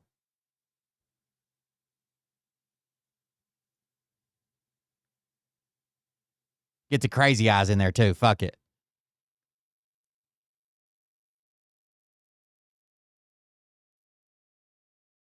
But Ryan doesn't have a MasterCard. There's no way that could be his phone ever. Ever. He doesn't even own a MasterCard. But that's the card he uses. Card. This is a fucking Pinnacle card. Okay? This one is a City National card. But guess what? That was a Visa. The last 4 numbers do not match up to any of these fucking numbers. None of these accounts on here with the card attachment on it and shows you the number, none of them match this fucking card. I have 1 card. 1. Well, 2. We just saw There are 8 fucking accounts attached to this shit. Yeah, but not each account has a card. I'm sure you have a checking account which the card is attached to, right? And you probably have multiple cards attached to that account, whoever was spending out of this or withdrawing out of this. The rest of them are probably investments or incoming or some way to keep track of it for different reasons, like royalties in one and merch goes into another one. These are ticket sales, whatever, right? For ease of tracking. None of them match. So you mean to tell, what am I looking at? Not a MasterCard. You don't own one of those. It's not anything about this card. What is this card? Right? Okay. Well, about a month ago, they start freaking the fuck out. And they're yeah, so he admitted that he really, really enjoys Adderall while he's in the studio. And then there was this big thing where someone stopped his dad one time before he had this big falling out with his family, which he's made up with now. But for like 6 months, he was talking about his mom and dad calling him horrible shit. Like dumb whore, you stupid cunt. He got a tattoo that said mama never tried instead of mama tried, which is like an old country music trope. Mama never tried, tattooed across his fucking eyebrow. Like had this big public falling out with his family. Well, that all started around the same time these tensions are rising. Someone came to his dad and said, look, I don't have a dog in this race, but I saw Ryan down at this person's house, and that guy's a known cocaine dealer, drug dealer. specifically said cocaine. And Ryan's dad tried to talk to him about it. He flips out. I think he's either doing Adderall or meth or something, and he does it all the time, not just when he's in the studio. They're like, we got to change these names of these accounts, and we're going to send you a card in the mail, and we need you to activate. No, I said, no, we're not changing a fucking thing, because I'm going to go get a fucking lawyer, and they're going to. By the way, you can't find a lawyer that he can hire. All of them has turned him down. Last lawyer left him because she told him it was an unwinnable case. The defamation case he had against the girl who died out in California, saying she wasn't real and her family was scammers and her dad was her grandpa and all kinds of crazy shit. She left, said it was unwinnable. Ryan had all these public flip outs on her, and finally she said it was too much. He tried to hire another firm with just his side of the story, and they're like, yeah, okay, we could probably look into this. Then they looked into it. The very next day, they're like, no, we're not a good fit. Like, I don't even think he can get a lawyer right now, but whatever. Get to the fucking bottom of this, because this shit is way too motherfucking blatant. So instead, he reaches out to his fans, and they start contacting him saying, oh, that doesn't sound right. I can meet with you and go through your financial records. Your fucking thing. You know what he says? He says, well, those other 2 cards don't work anymore. Or if it is some type of schizophrenia brought on by medical attention of some type, for sure. Okay. Drove down to Kingston. He even tried to claim that the local hospital, Vanderbilt, was trying to steal his baby and shit. Like, he's insane. It works. I said, okay, so is it blocked or not? He goes, yeah, it's blocked. I said, I just went to the fucking ATM. It's not blocked. You're fucking lying right now. This is the part where this motherfucker says, you know what? We're going to put in our 30 days. It's obvious you don't trust us. I said, put them fucking 30 days in. Guess what, guys? They still ain't quit. They can't. Well, they have now. In a pickle. They don't know what to fucking do. So I'm going to. And he claims they didn't really quit within 30 days. They extended it. But it seems like they sent him an email saying, hey, on January 3rd, we're done, but we're gonna do another 30 days just for you to switch over. And then on January 21st, they're like, nope, we're out. They quit 60, 90 days ago, and they're still, a kid, yes. They're still here. He has a kid now. Basically, he was fucking all kinds of different girls. Some of them were suing him and accusing him of sexual assault or whatever. He got one of them knocked up, and now that's the love of his life. Now, don't that sound fucking stupid? Bethany. Everything I just told you, what are they doing? They can't fucking go nowhere. They're in a fucking pickle. It's this paranoia he's got going on, right? He's figured the whole thing out, and the only possible reason that anybody could be acting different towards him is because they know he's figured it out and they committed crimes against him, and they're not going anywhere. They were going to go somewhere, I think, when they were like, hey, you want to change these names of these things and change these cards? And I was like, no, we're going to keep it the fucking same, because we're not changing shit until we get to the bottom of it. We ain't got to the bottom of it. They quit. And guess what? They're still hanging around. I had Chad ask him yesterday, what the fuck are y'all still doing? Like, what's the deal? Oh, we figured we'd give y'all an extra 30 days. An extra 30 days for... That email made it seem like Chad asked. Like, hey, we haven't found a new accountant yet. Do you mind, staying here with the transition? Because it said, in speaking with Chad, we've decided we're going to extend it 30 days, but we can quit at any time now. We're not, if you do something crazy, we're going to, and then they did. What? No, what it is they're clinging and they're trying to hang around as long as possible because it seems like they're trying to unfuck something. Well, especially since they're, they got the logins to a merch company. This is all he does all day is figure out how the music industry and the Democrats, the liberals, and Nashville mayor for some reason, and the local hospital, and some other rappers, and Jelly Roll, the musician, and his former best friend, his cousin, they're all fucking him over. That's what he does all day long. They got my wife listed as merge. Not to mention, this motherfucker also knows the lawyer they dicked out for no fucking reason. The one I paid $1.6 million to and court fees for over 10 years. Fucking reason, and been in court for 3 Well, you've been sued over and over and over and over and over, and you've sued over and over and over and over. years, and it literally has never went into a courtroom. Yeah, that don't sound right. Not only that, one day I said, well, I want to... And what's crazy is some people jump on it and be like, hey, you had vultures around you, blah, blah, blah. They stole all your money. Other people are like, dude, can we just go back to music and shit? Like, I loved your music. It helped me, or it saved my life, or, it's something me and my son or daughter bonded over. Can we just go? Nope. Well, how much have I paid her since you're the finance guy? He showed me. I said, I'm coming for her ass for all this fucking money. I'm taking her ass to court. You know what this motherfucker says? I'm sure Cynthia can just write you a check and get you the money back. Are you fucking... Yeah, if Cynthia owes you money for some reason and you're like, hey, this was misquoted or whatever, she'll write you a check. What? So, yeah, this is what I've been dealing with, but guess what? That sounds like the easiest way. You're like, oh, I think I was overcharged for this. They're like, well, they'll just cut you a check if that's true. What? You're criminals. Like, what the fuck? I just talked to a really respected lawyer yesterday in Nashville. He says this doesn't make any fucking sense. I'm sure when you explain your side and how fucking crazy it is, the lawyer's always going to say, this doesn't make any fucking sense. Are you fucking... What? So yeah, this is what I've been dealing with, but guess what? I just talked to a really respected lawyer yesterday in Nashville. He says this doesn't make any fucking sense. I'm telling you, this is all going to come full circle. 100%. There's too much proof.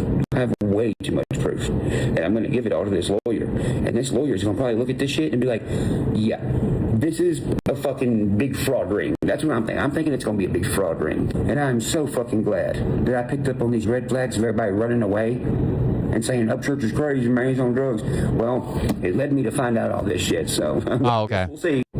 Got it. All right, Nashville, you ready for this one? You want a real jaw dropper? Here we go. As you all know, my manager B-Loose, who... God damn, this guy's lost it. For some fucking reason. I think we're starting to get to the point on why he did that. So, he hired these people in Nashville. They're supposed to be like financial advisors, right? Their company's called Wilds and Taylor. Well, just like... So he's calling everybody out. Everybody's after him. Everybody's doing this. Everybody's doing... It's just, I don't know. It's fucking insane. It's a lot to handle, but this is Ryan Upchurch. He's figured it all out. Everybody's out to get him. He's still making the best music. Nobody can touch him. It's better music than anybody else. It's just fucking insane. What the fuck did I tell you? What did you tell us? Detectives say the arrest followed a search warrant served early Thursday at suspect Goodlettsville home. He is being held. Police of Vanderbilt. Oh, Vanderbilt doctor arrested on 50 counts of child sexual exploit. Well, you told us they tried to steal your kid for some reason because they asked you where she was at. My brother needs to be paid command shift. He said he hasn't received any of that. And who is revoked Upchurch shares? And why is a random filmer who is cool with B-Loose getting paid off my music? I'm kind of glad he's getting sued, to be honest with you. What'd y'all say? The James Clapper fucking dude didn't come to my house? Found somebody, but I ain't doing it. Well, yeah, motherfucker, I save everything. I like people that, check with me before they do stuff like that. I don't have to check with you, motherfucker. Who are you? I'll check some people for you, but no. Apparently like a CIA director or something. What the fuck? How the fuck did you end up at my house trying to be a lawyer? He claims that James Clapper came to his house and talked to him about Jelly Roll and the Music Mafia or some shit. I don't know. It's intense right now, chat, okay? Ryan's having a rough go at it. He's struggling, guys. He's struggling. Let's get to some other shit. Trump said the most disgusting thing about NATO forces today. Everybody's pretty upset about it, as should be. He's such a piece of shit, man. He's such a piece. Oh, God damn it.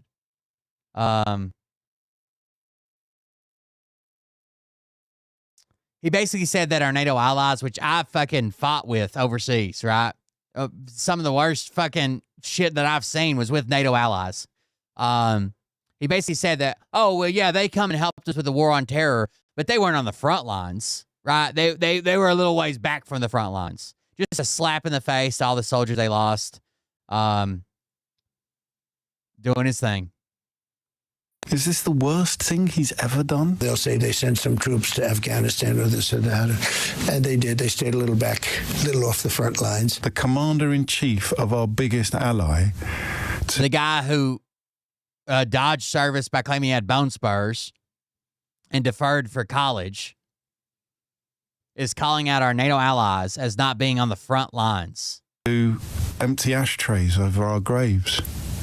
To deny that sacrifice was even made. We've never needed them. Do you think Putin told him that? Where on earth would the President of the United States of America get the idea that NATO allies somehow held back from the front line? It is a beyond comprehension moment. It's a moment of unutterable horror. You can't become normalized. You can't become complacent just because the thing that happened yesterday was gross, you can't let it dilute the grossness of what happened today. Is this the worst thing he's ever done? They'll say they sent some troops to Afghanistan or this or that, and they did. They stayed a little back, a little off the front lines. The commander-in-chief, that's crazy, right? Biggest ally, to empty ashtrays over our graves, to deny that that's an insane thing to fucking say, right? Let me start by paying tribute to the 457 of our armed services who lost their lives in Afghanistan. I consider President Trump's remarks to be insulting and frankly appalling. And I'm not surprised they've caused such hurt to the loved ones of those who were killed or injured, and in fact, across the country. I think he's dead right. Absolutely spot on. They'll say they... Basically, they were called to action when George Bush went to, made a worldwide address and basically said, now's the time for countries to decide. You're either with us, you're either with the United States, or you're with the terrorists. And fucking support come out of the woodwork. They sent some troops to Afghanistan or this or that, and they did. They stayed a little back, a little off the front lines. Insulting and frankly appalling. The Prime Minister's absolutely spot on, and it needed saying. Let me start by paying tribute to the 400... Like, that's so fucking disgusting, dude. I did 32 years in the Royal Marines. I joined in 87, left in 2014, did 3 tours of Afghanistan. Well, actually 4, Operation Jacana. Went through 3 different rank structures, finished as a colour sergeant. Right. Lost 9 friends. I'd love to stand in front of this talentless oik. And by the way, just saying front lines is fucking stupid. There weren't like traditional front lines for most of the war.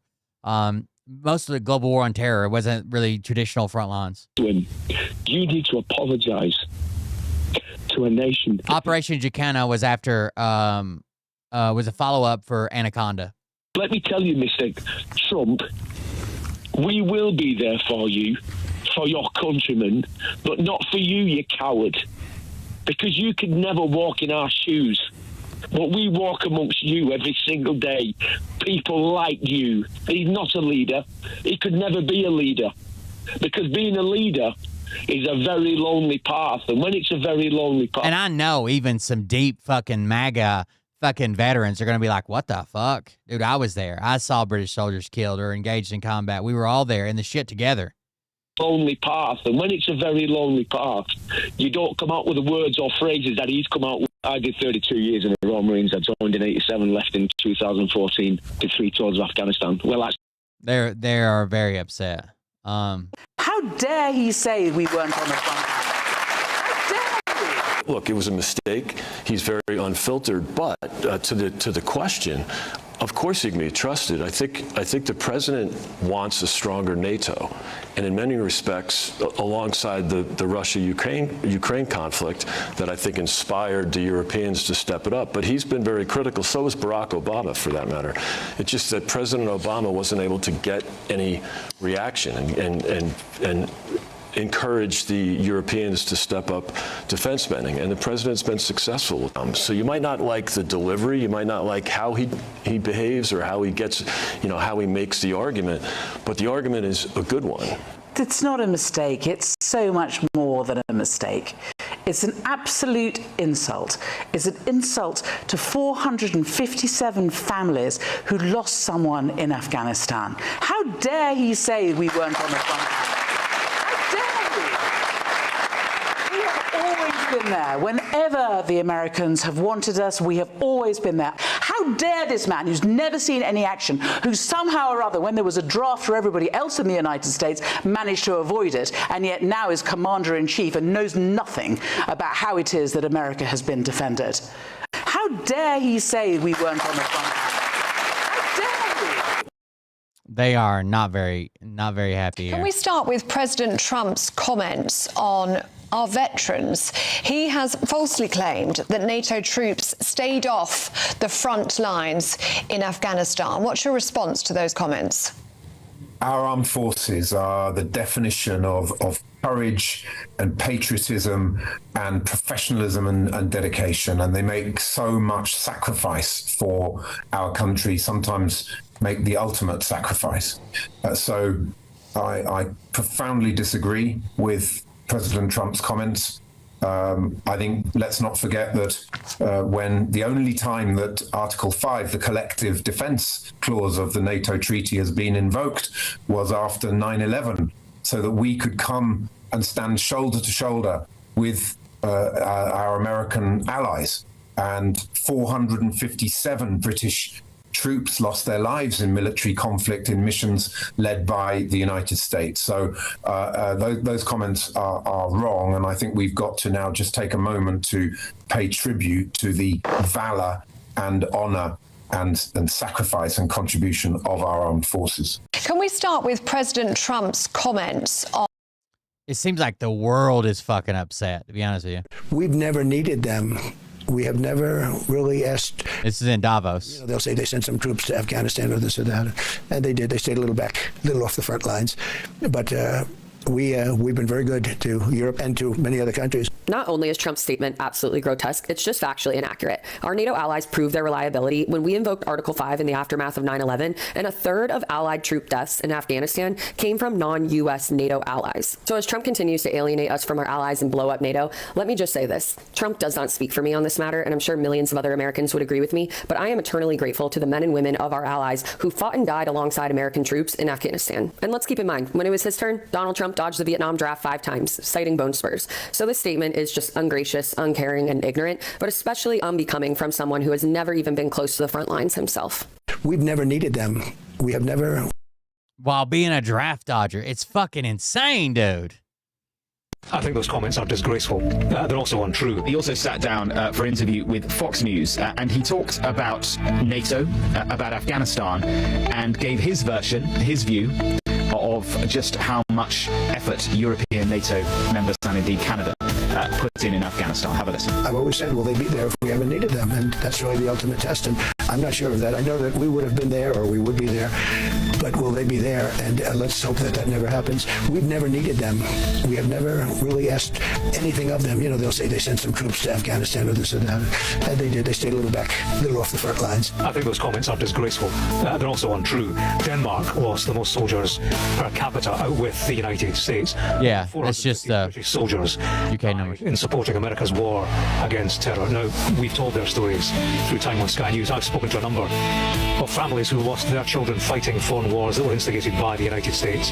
I've listened to them, been with them as they spoke about the loss of their youngsters, heroes. Now, to hear a US president, a draft dodger, diminish their bravery and sacrifice turns the stomach.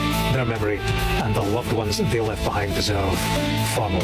Yeah, here. I couldn't agree more. Do you remember those images weekly from Royal Wootton Bassett, that town in Wiltshire, where soldiers would be brought home in coffins draped in the Union flag, and yet apparently the American president doesn't know anything about that. Do you think he's ignorant? Do you think he actually doesn't know, or is he just being deeply defensive? What do you think? Well, I think it's a bit of both. It has to be borne in mind. He said this, or he's shown similar disrespect with regard to American troops who died in combat. Calling them sucker losers. Yeah, purely for performance. He doesn't give a fuck about anything but his name, his friends, making people wealthy. That's it. You are spent whatever. I don't know. I find it even hard to believe. What the fuck is wrong with him? President Trump has suggested America doesn't need allies. Specifically on Afghanistan, he said even though some European countries answered America's call to fight there, that they stayed back from the front line. It's an insult to those who fought there. And there has been a furious response from veterans in the UK. Britain spent the best part of 20 years in Afghanistan, were there at the start of America's invasion and right up to the end when America left. More than that, they fought in... And Donald Trump and Mike Pompeo is the ones who fucking lost Afghanistan, signed a deal with the Taliban, didn't use the Afghanistan government at all, released 5,000 prisoners, pulled our troops down to 2,500 where we couldn't legitimately even do a withdrawal. The most dangerous province of all. In all, 457 British military personnel lost their lives in Afghanistan, most of them killed in Helmand. Hundreds more suffered life-changing injuries, and hundreds more mental as well as the physical scars. It's easy to see why these words have caused outrage. In Afghanistan, Britain and other NATO countries answered America's call, following those attacks on New York on September the 11th, 2001. It is the only time that NATO has invoked its Article 5, which says an attack on one ally is an attack on all. Britain responded, but instead of offering gratitude, President Trump has given them an insult. President Trump has suggested... Damn. He's a piece of shit, dude. All right, we got Politics Girl. She's so that clip of her went viral with what's his name saying don't get your knickers in a knot or whatever because Trump isn't following the law around the Epstein list. But the moment leading up to that is very interesting as well, and she shared a clip about that. Let's check it out. So, I'm home from New York, and you might have seen me online this week making this face before I lost it on Scott Jennings for minimizing the horrendous and sickening crimes in the Epstein files. But I wanted to show you the moment that came right before, the moment that got my face like this. Right, today marks 1 month since the Justice Department was required by law to release all of the Epstein files. So far, it's released less than 1%. The law, Scott says, that the Justice Department shall release all the Epstein files, not can. Watch his fucking smirk on his face. If it wants to or gets around to it. Yeah, what's the punishment if they don't? That's a greet point. I mean, that's a problem. There is none. They don't give a fuck. Imagine if the Biden administration or the Obama administration or somebody wasn't following a law passed by Congress because there was no, they don't explicitly lay out a punishment. Yes, please support the show at Just Quick Tools. My link's Coldberry Confessional. Leave a message or leave it live on air. Did you hear it? I need some ISIS coming to town money, not immigration, right? Not that ICE, different ICE. Did you see? The administration is breaking the law, hiding the evidence of probably the most far-reaching child sex trafficking operation in history. And the MAGA position, which is what Scott represents, is so what? What are you going to do if we break the law and run cover for pedophiles and rapists and murderers? That's right, Robert. Nothing. Play it again. Yeah, what's the punishment if they don't? That's a great point. I mean, that's a problem. There is none. Did you see the smirk? These people think they're going to get away with it, and they think it's funny. And that's what made my face do this. They should follow the law, but let's not get our knickers in a twist here. There's no let's not get our knickers in a twist over child rape. Why are you talking like that? It's insane. And let's be clear. 2 days after this heated exchange went viral, the Republicans in the Oversight Committee voted no on a motion to hold Pam Bondi and the DOJ in contempt of Congress for violating the Epstein Files Transparency Act, for not releasing what they are responsible to. Months behind, and they released less than 1% of the files. For not telling us why they redacted what they redacted. The Republicans voted to not hold the people responsible for breaking the law responsible. I told you they probably wouldn't, right? Even when this passed, I told you they probably wouldn't. But at least it's on paper. Like they're this far behind. They're still not releasing them to do it. At least they've been commanded to do it. It's not within their purview whether they do it or not. There's a law that says they have to do it. And at least we're sitting here racking up days, I guess. So to Scott's point, it should be every journalist at every press conference has anything to do with the administration. I'll be asking about the Epstein files from now until they come out, if they ever come out. What are we going to do about it? What's the punishment if they don't? That's a great point. I mean, that's a problem. There is none. Well, fuck that. These people are running cover for monsters, for true evil. 2 of the people mentioned in the recent Sasha Riley testimony that was leaked online are on the committee that voted no. I honestly feel like we're in the upside down. Every single one of you that's in Congress that isn't in these files should be walking around with this face and this. I think it's completely in the purview of Congress. If you want the Epstein files released and you want more pressure about it, they're gonna have to flip Congress in the midterms. So basically, they 2 senators or 2 congressmen went to a judge and said, hey, they're not following the law. Can we put a magistrate in charge of this? Like somebody to manage this to make sure they follow the law and they release these files. The judge said, well, that's kind of out of my purview. Only Congress can really do something now. Energy, because I'm just a citizen of this country, but you are a representative. You are the only ones who can do something about it. So do something about it. At the very least, if you are looking to round up child rapists and murderers, then you might want to get the hell out of Minnesota and get back into these files. Yeah, imagine if they put as much budget and manpower and social media pressure and shit as they are with ICE on the fucking Epstein files. So, I'm home from New York. Fucking insane, dude. All right, we're going to first of all, DHS. So remember how I showed you that thing that was kind of weird about the Ryan wedding thing, where they acting like this? It was this big bust, but really he turned himself in after negotiating with FBI. We just learned he's been an intense negotiation with FBI over the last several weeks, and he turns himself in at a U.S. embassy. Check out this video.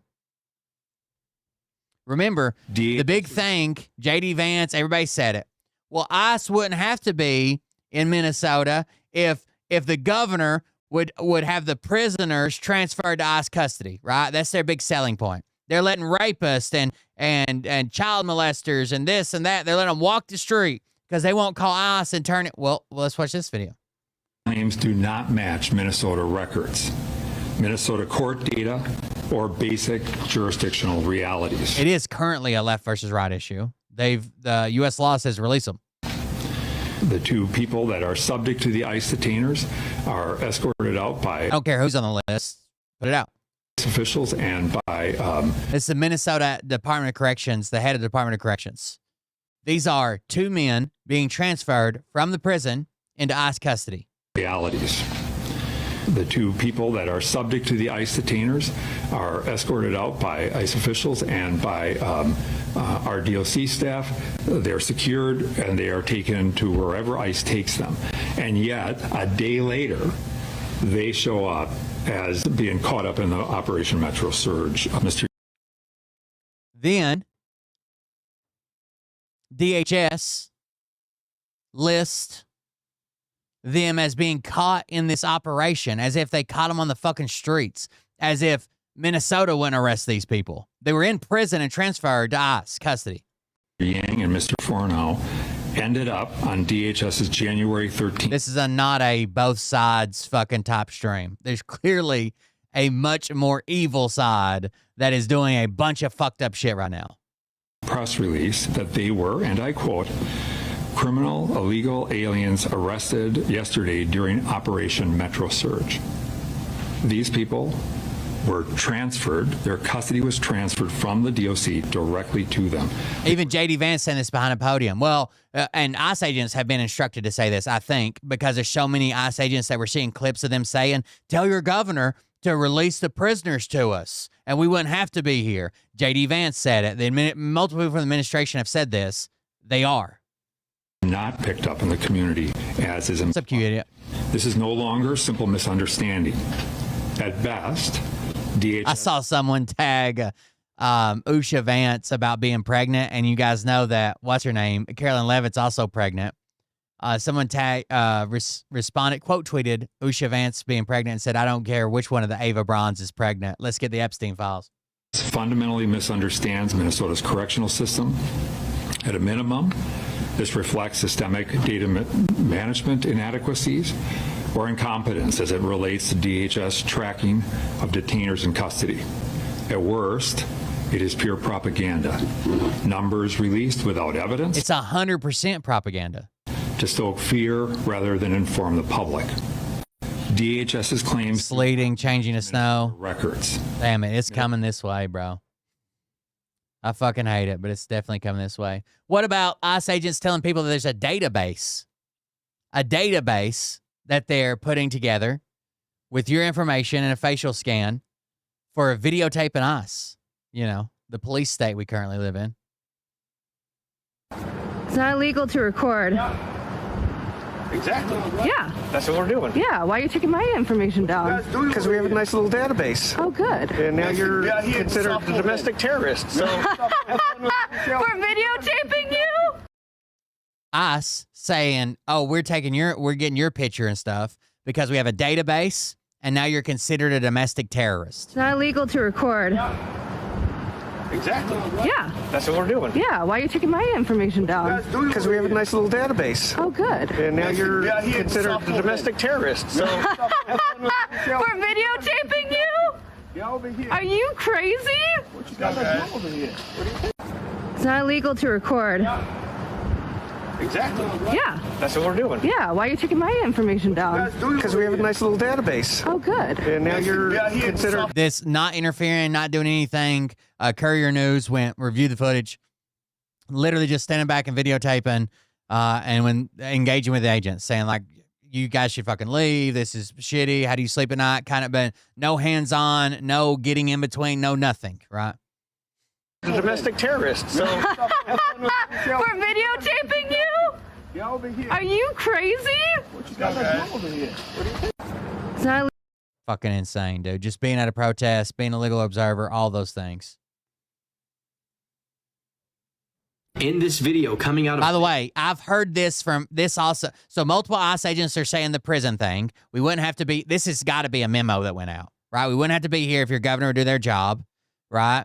That helps them politically. They shouldn't be making political fucking bullshit, right? They're ICE agents, they're federal officers, right? Not politicians, not fucking trying to get people to swing MAGA for some reason. And then the other thing is they're trying to tell people that we're picking up people with pending cases for like asylum or residency or what. We're picking up people and it actually helps them because it makes their case jump to the front of the line. So these people that are here legally with pending court dates, ICE is arresting them. They're not illegal. They're here with pending court dates. They're arresting them and then claiming it helps them. I saw at least 3 different ICE agents give this same answer. Oh, well, it actually helps them because it pushes their case to the front of the line. That's not true. And they shouldn't be arresting anybody that's here legally, even if they do have a court case or a court date pending. An ICE agent admits on camera that their current directive is to target legal immigrants. He claims the reason they're targeting these lawfully present people is for efficiency purposes. I wish I was making this up. Take a look. Like, she's legal. Like, she has a war permit. Yeah, but that doesn't make her legal. So anybody who has a pending application, they get a work permit, okay? Or pending court proceedings. Because of that, so our direction right now, I'll just kind of explain this to you. Our direction right now is to take any of those kind of people into custody so they can get through their court cases faster.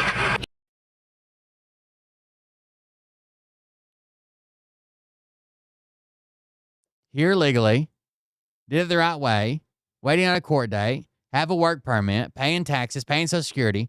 We're taking them in so they can get to their court cases faster. You're taking them in to bolster your numbers, to cause fear, to sow division.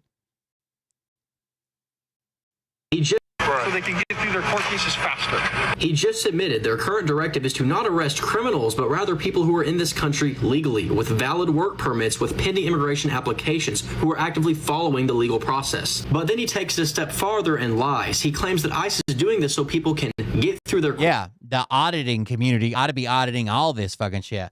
But you'll find very quickly the auditing community is almost all MAGA.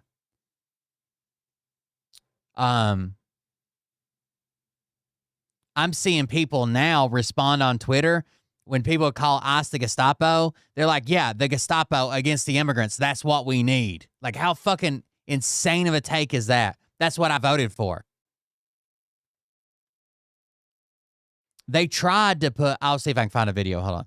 Court cases faster. But this is not how immigration court works at all. Being detained does not speed up cases. It actually delays them and restricts access to lawyers and pressures people into giving up their rights. That is straight up coercion. Then, after justifying detention, he asks if the woman they're detaining is on a visa, and she is. This means she entered the country lawfully, has additional legal protections, and she should not be in a detention facility in the first place. He reassures the man that she'll have access to a bond. But he left out a few key details here. First of all, the bond is not guaranteed. Second of all, it takes weeks. And third of all, it's often set very high so families can't pay for it. DHS is arresting people who should not be detained, holding them in facilities they don't belong in, and forcing them to either give up their right to due process or stay in the detention facility. And the most important part about all of this is the fact that these private prisons profit per body per day. This is the definition of human blank under the color of law, paid for by our taxes, and an ICE agent admitted to it on camera. In this video coming out of Maine,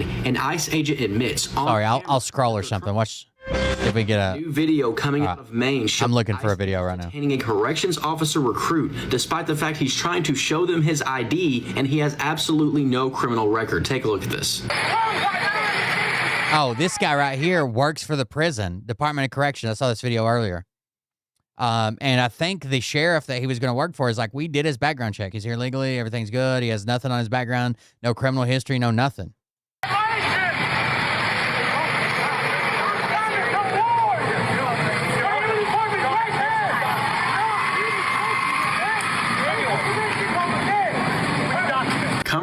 County Sheriff Kevin Joyce confirmed that video showed one of his correction officer recruits being detained by ICE. He said they all took off, leaving his car with the windows down, the lights on, unsecured and unoccupied. They left it right on the side of the street, folks. That's Bush League policing. He also went on to say this was a show of force, a show of whatever they were trying to do with the 7 people it took to detain this one guy who wasn't resisting. Joyce said he was originally behind the federal government's efforts to get criminals off the street, but the recruit's arrest and how it was done is changing his mind. He also says they're being told one story, which is totally different than what's occurring or what occurred last night. The man who they arrested passed the rigorous application process to qualify as a Cumberland County Corrections Officer and was cleared to work in the U.S. until April of 2029. He was in this country legally. This is just another example of ICE agents targeting somebody who's doing everything the legal way and has no criminal record. New video. So this next video I'm going to show you is there was some legislation that was going through,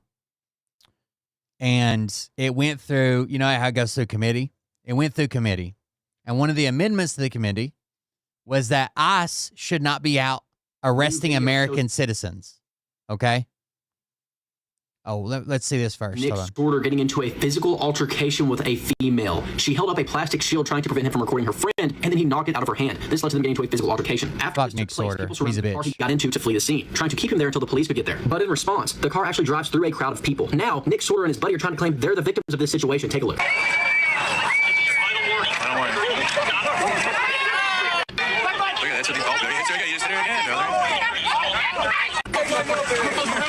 Nick Sorter's a bitch, dude. There's Jolly.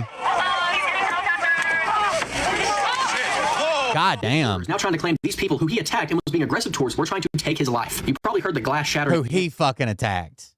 But after they were driving through protesters, somebody threw a water bottle that was frozen at their car. And Nick Sorter said this: "This is one of the weapons of choice leftist rioters tried to take the life of Cam Higby and me with tonight. Frozen water bottles, classic Antifa, which means somebody was freezing them beforehand and gave them to rioters to use as weapons. They're rock solid. The FBI must investigate now. If you get into a physical altercation..." This is what they want, by the way.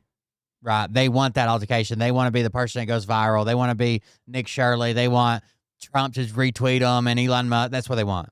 With a female, then flee the scene afterwards, driving through protesters. You don't get to control the narrative afterwards. That's not how it works. We all know the truth. Nick Sorter was there with the sole intention of provoking people for views, and then he always claims that he's the victim afterwards. Another Kyle Rittenhouse, 100%. All right, so this next video I'm going to show you is there was legislation in committee yesterday, or a couple days ago, whenever. It went through committee, and someone added an amendment that ICE should not be arresting U.S. citizens. Now, maybe the Republicans didn't see it or didn't give a fuck or agreed with it, but it voted. It went through committee fine. Okay? It went through committee fine with Republican support as well. Sometime late at night, the White House caught word of this, called down, and had this amendment pulled. Not legislators. The White House pressured to have this amendment pulled. Check this out. Okay, I'm going to show you something totally insane. We are really not safe, and Donald Trump needs to be impeached and removed. Do you want to see why? Let me just show you. This is a screenshot from a text exchange I was just on with some people behind the scenes in the House. These are staffers, etc., who are very kept up on exactly what is happening with this House DHS bill that has to get funding. So look at this. This is someone who... Rep. Escobar's office shared some changes that were made to the markup once it passed the Rules Committee. This happened late last night. Rep. Escobar presented an amendment that prohibited the detainment of U.S. citizens. That amendment passed with GOP support, but allegedly the amendment was stripped late last night by the administration. Been in contact with Representative Escobar, who was in on the negotiation. This is her talking. She wrote, Representative Escobar's office shared some changes that were made to the markup once it passed the Rules Committee. This happened late last night. Representative Escobar, Democrat by the way, presented an amendment that prohibited the detainment of U.S. citizens. That amendment passed with GOP support, so Republicans supported it, but allegedly the amendment was stripped late last night by the administration. You understand? I asked because I wanted to clarify and make sure I understood this correctly. Said she literally added an amendment that prohibited the detention of U.S. citizens and the Republicans stripped it out. She said no, the White House stripped it. So she added an amendment that prohibited the detention of U.S. citizens by ICE, and the Republicans stripped it out? No, the White House did. The White House stripped the amendment that prohibited the detention of U.S. citizens. Send this to your Trump-supporting friends. This is the DHS funding bill. I think that they added it to. Send this to your politically checked out friends. You need to understand that not a single person in this country is safe right now because this administration has... All it said was basically what's already happening. They don't have jurisdiction over U.S. citizens, and they can't deport U.S. citizens.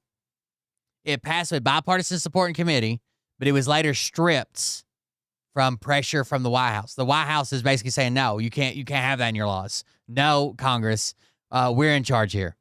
No regard at all for the U.S. Constitution. Don't believe me? Go read the breaking news this morning about how ICE is allowing their agents to enter homes without a judicial warrant, violating the Fourth Amendment of the Constitution. They don't just need an administrative warrant now. Care. Anyway, remember the Pledge of Allegiance? You took it. Help us fight. Okay, I'm going to show you something totally insane. We are really not safe, and Donald Trump needs to be fucking insane, dude. A sort of, if you can't beat him, join him strategy to the way you're talking about this stuff. You talk, I love this video. You're running around distributing knee pads to CEOs, and I think it does. Handing them out. And it does. I do have a few, if you'd like. I don't know. And honestly, it sounds. By the way, I'm not kidding. They're the new Trump signature series knee pads. Yeah, and they are available online. I told you the last one sold out. And I just want to sort of. It's a serious moment. It actually, but we laugh. Anyway, these are available and in bulk too. But I want. You have chosen. This is the prison correction officer. Oh, I guess jail, because it was sheriff that hired him. That's been through the background check, has done everything. That they couldn't find any criminal record on the guy. That it caught him squeaky clean. And he's here legally and able to work with nothing pending until 2029. But he is a brown guy near ICE, so. So the Republicans are claiming it was part of the negotiations. But it passed the Rules Committee with bipartisan support. They're claiming it was part of the negotiations that passed it. But now I don't think any of the Democrats are going to vote for the funding bill now.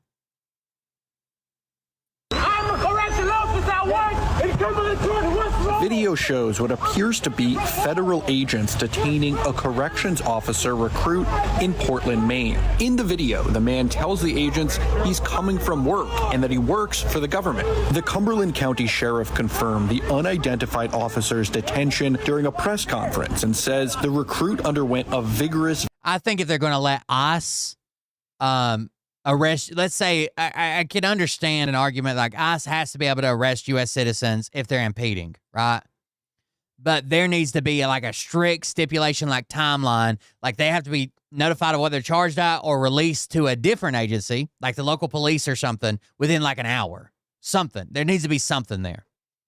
I don't think it can be as broad as ICE can't arrest you for anything ever, right? Because what if you run up, punch one of them in the fucking face, run away, or try to run away? But I also don't think they're punishing protesters by just holding them for hours or days, no charges, no nothing, then kick them to the curb and do it again. That's not right. Vetting and hiring process. The man is not a U.S. citizen, but his I-9 employment eligibility form indicated he was able to work in the U.S. until April 2029, according to the sheriff. We covered our bases before we hired him. And it's me going out there saying that, you know what, I guess if you're not the card-carrying, U.S. citizen, then he must be illegal, because that's what they told me is he's illegal. And he's definitely not a criminal. So what part of him is illegal? I don't know.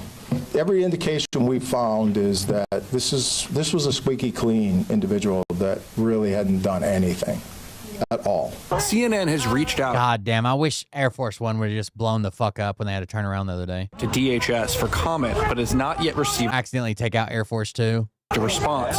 It is not immediately clear if the man is still in federal custody.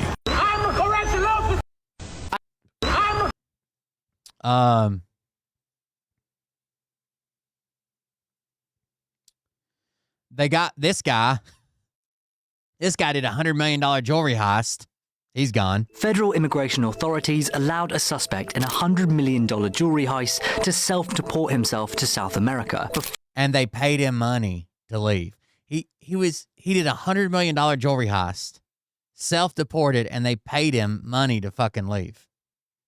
before he could face a trial, according to prosecutors. Jason Nalon Priscilla Flores was one of 7 people charged last year with stalking an armored truck to a rural freeway rest stop north of Los Angeles and stealing millions worth of jewelry, diamonds, emeralds, gold, rubies, and designer watches in 2022. It was believed to be one of the largest heists in US history, the US Attorney's Office said. This body cam footage shows the moment security told police what had happened. That was our seal. That's your seal. We had a lock on here.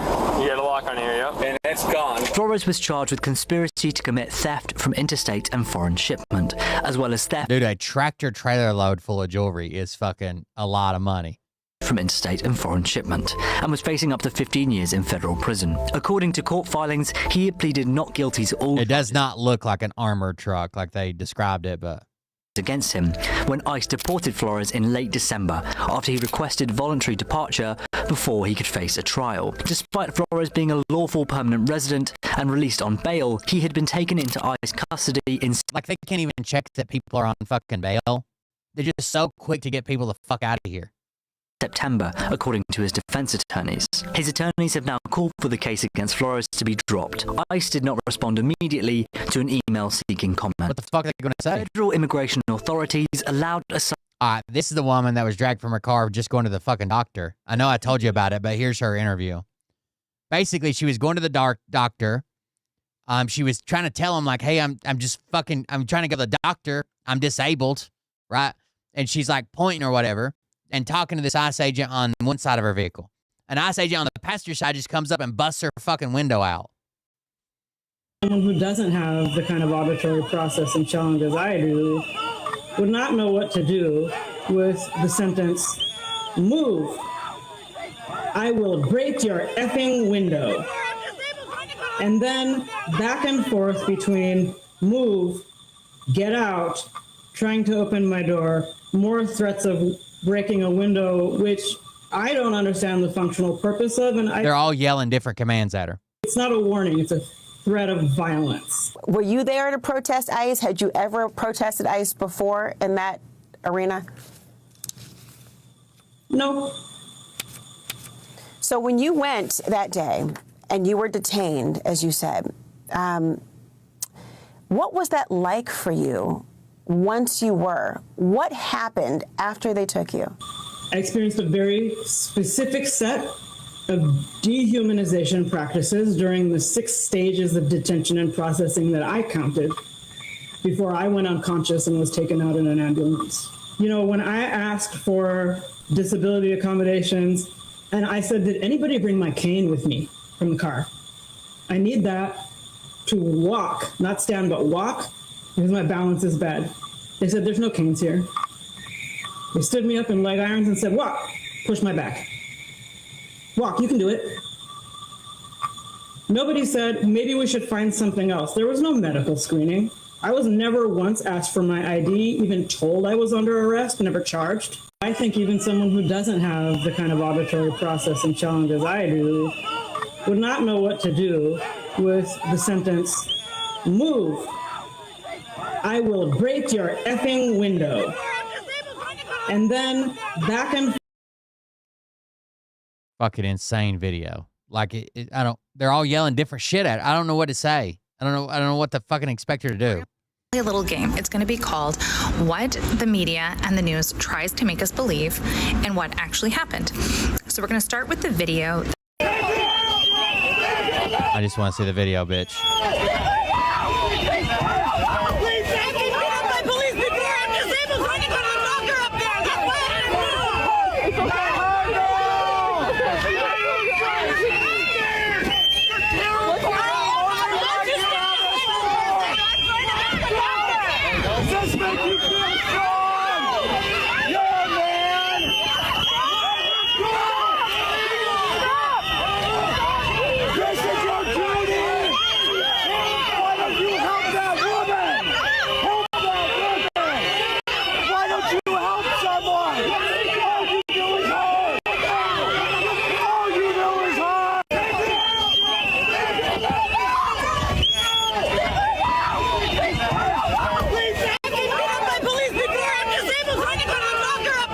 It's insane, right?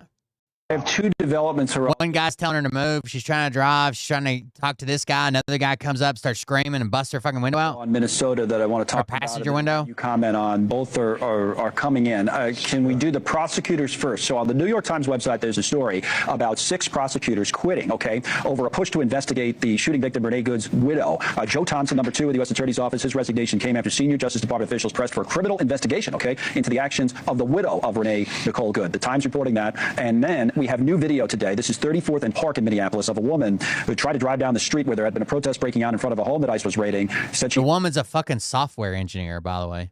Had a doctor's appointment to get to, is the report that we have. ICE agents busting out her windows, cutting off her seatbelt, pulling her out of the car before then arresting her as you see the confrontation. Again, this is the first time we've seen this new video of this woman. Geraldo, you can jump in here, who will be, I think, eventually removed from the car. Again, said you had a doctor's appointment. On both of those issues, pick up from Minnesota if you can. I think that it is dramatically clear that there is a huge gap between what the professional prosecutors in Minneapolis see as the issue and what the federal government and the ICE agents see.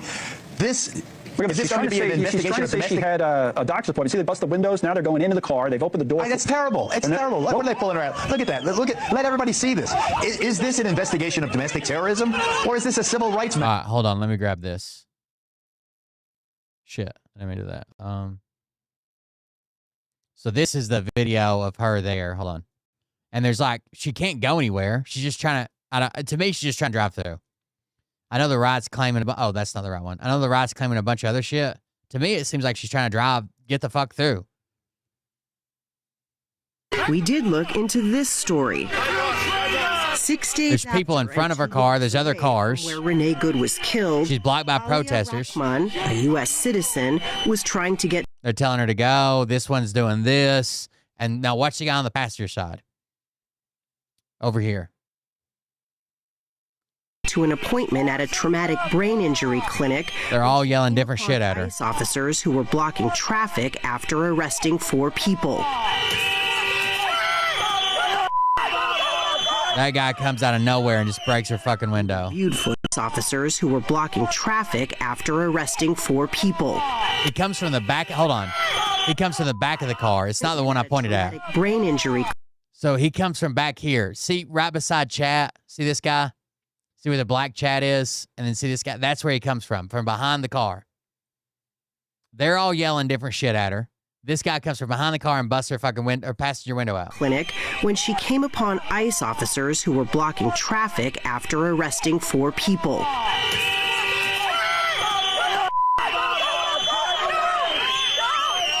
We reviewed footage of the entire incident. Rahman's lawyer told us she was overwhelmed by conflicting commands from ICE. Because they're not being fucking trained, dude. One person should be talking to somebody driving a fucking vehicle. One person.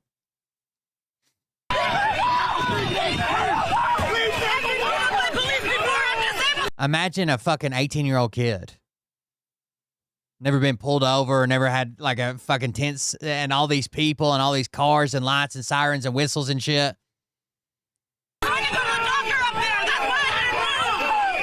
In the chaos, you could she can't walk. Say she is disabled. Like people are like, oh, she just cried disability, so they'd let her go. She can't walk.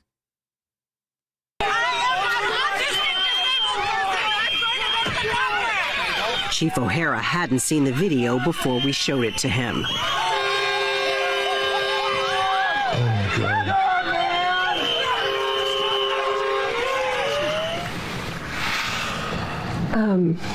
I'm sure that didn't feel great either. If she's disabled, has to use a cane to walk, the way they're carrying her. I don't know that they could carry me like that. That'd probably fucking hurt my back, knees and shit. Obviously, I don't know why law enforcement officers initially approached the vehicle. It pisses me off to see that. One of my guys, one of my dad's stupidest fucking dad jokes. I just saw something about amputated. One of my dad's stupidest fucking dad jokes. It was so corny, but he loved to fucking tell it. So my dad had to have his big toe. He got infected. He was diabetic. His legs swelled, all that shit. His big toe got infected down the bone, and they took a little piece and they took the whole thing and like a little pocket out where his big toe connects to his foot, like his next knuckle in the foot part. He used to love to tell people that asked about his amputation or whatever. He's like, yeah, you wouldn't believe it. The doctor told me, surgery only took like 15 minutes, but there I sat in the operating room for over 4.5 hours. And people be like, oh my God, why'd it take so long? He'd be like, well, at first I thought it was like the surgeon taking his time or whatever, but they told me a lot of the time was just waiting. And they'd be like, waiting for what? And he'd say, the tow truck. And just stare at them. The tow truck. Because they amputated my toe, get it? The tow truck. Fucking stupid. To see men doing that to a woman who's disabled, it pisses me off. If those cops works for me, they'd have a problem right now. Well, she's neurodivergent or what at some form. Plus, she has to have a cane to walk. Marcos Charles of ICE had a different take. He said Aliyah Rahman was given repeated warnings. She was arrested but never charged. Our officers are told. That's their fucking MO. They just get tired of somebody or don't want to deal with somebody or just fucking aggressive stuff. They know they're not going to face any fucking trouble. It's an unregulated police force. They can do whatever the fuck they want. And then when you see videos like this, they're like, aghast. Oh my God. Consider my flabbers aghasted. What is going on here? That they give one warning to follow the lawful instruction to stop impeding. If she did not obey that lawful order, then she was going to get arrested. What the fuck could she possibly be impeding? They're all out of their cars. She's not blocking traffic. There's protesters in front of her vehicle. They're not making an arrest. It's not like she pulled in between the ICE agents and a house. The fuck is she impeding? You know, I showed this same clip to the Minneapolis police chief, and he said if those cops worked for him, they'd have a problem. We're not Minneapolis PD. Are you bothered by seeing American citizens getting detained in these operations? I'm bothered by seeing people. Yeah, change it. Red herring. Let's go. My officers using vehicles to try to ram them, assaulting my officers. Our officers. So your answer is no. I don't give a fuck. You know, they're people. I don't give a fuck that Americans are being arrested. The answer, just say no. Our officers are people. Oh, really? It's just fucking crazy, dude.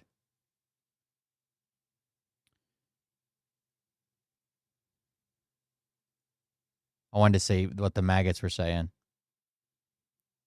She puts up a good fight for being disabled.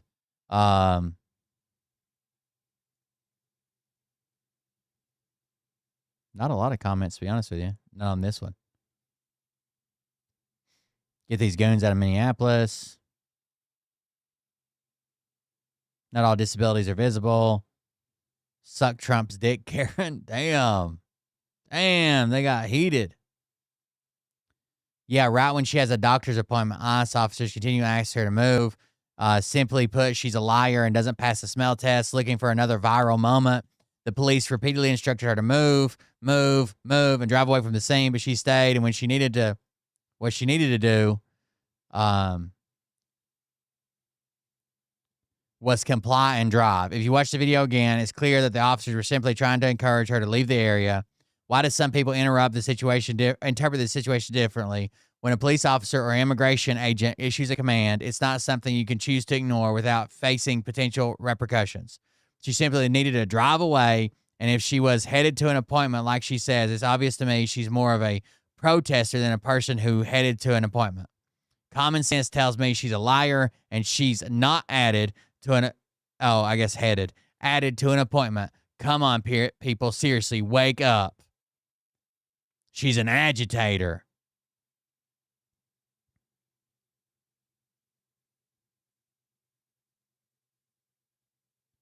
Indeed, the drama she put on display was designed to draw attention to her.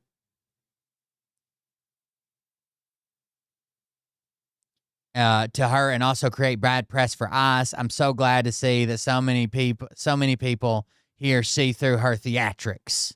1000%. Check out her profile, because she was talking about, like, I'm overwhelmed by the support and followers. Oh, she did it all for followers. I don't know, dude. These people are just fucking shit bags. Snatching up kids and whatnot.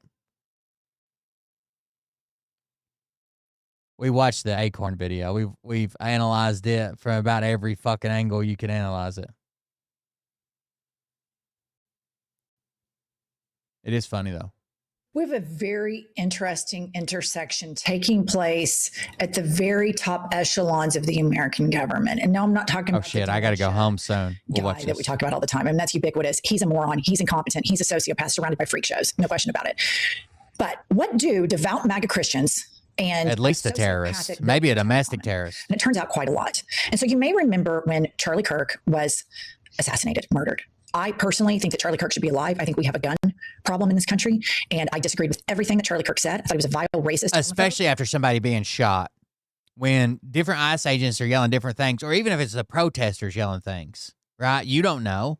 It's just a bunch of people are fucking yelling at you. The last thing you want to do is do something else, and one of the guys decides to fucking shoot. Which clearly wasn't a unified decision because only Jonathan Ross shot. Like, if they all thought they were in danger, why didn't every ICE agent fucking mag dump? They didn't even draw their weapons. You know what I mean? So seeing one of them act out in this way, and some people are yelling, go, some people are yelling, stop, or roll down your window, open your door, get out, whatever the fuck they're saying. You don't want to make the mistake and piss the one off that fucking loses his cool and dumps a magazine into your fucking car. But I did not want him dead. I don't want anybody killed by gun violence in the United States of America. And you may remember Kash Patel getting on TV and saying, I love you, brother. I'll see you in Valhalla, right? Real choked up about the thing. Well, it turns out Kash Patel is so breathtakingly incompetent in FBI that career FBI agents are leaking all to the press. They're calling out the guy that was the Department of Corrections prison guard guy, because he did an interview, said he was in support of like what they were doing, but not so much now. Now they're calling him out saying, bullshit, he's fake, he's an agitator, he doesn't support Trump, he's an immigrant. About what a reckless, maniacal, incompetent, sociopathic diva Kash Patel is. And right after, in the immediate aftermath of Charlie Kirk getting shot, their best friend, their brother, who's waiting on them in Valhalla, here is what Kash Patel and Bongino were up to. Kash Patel and Dan Bongino were focused on their Twitter strategy in the immediate aftermath of Charlie Kirk's death, according to ex-FBI agent John Sullivan. This is from the New York Times, and an excerpt from this article is as follows.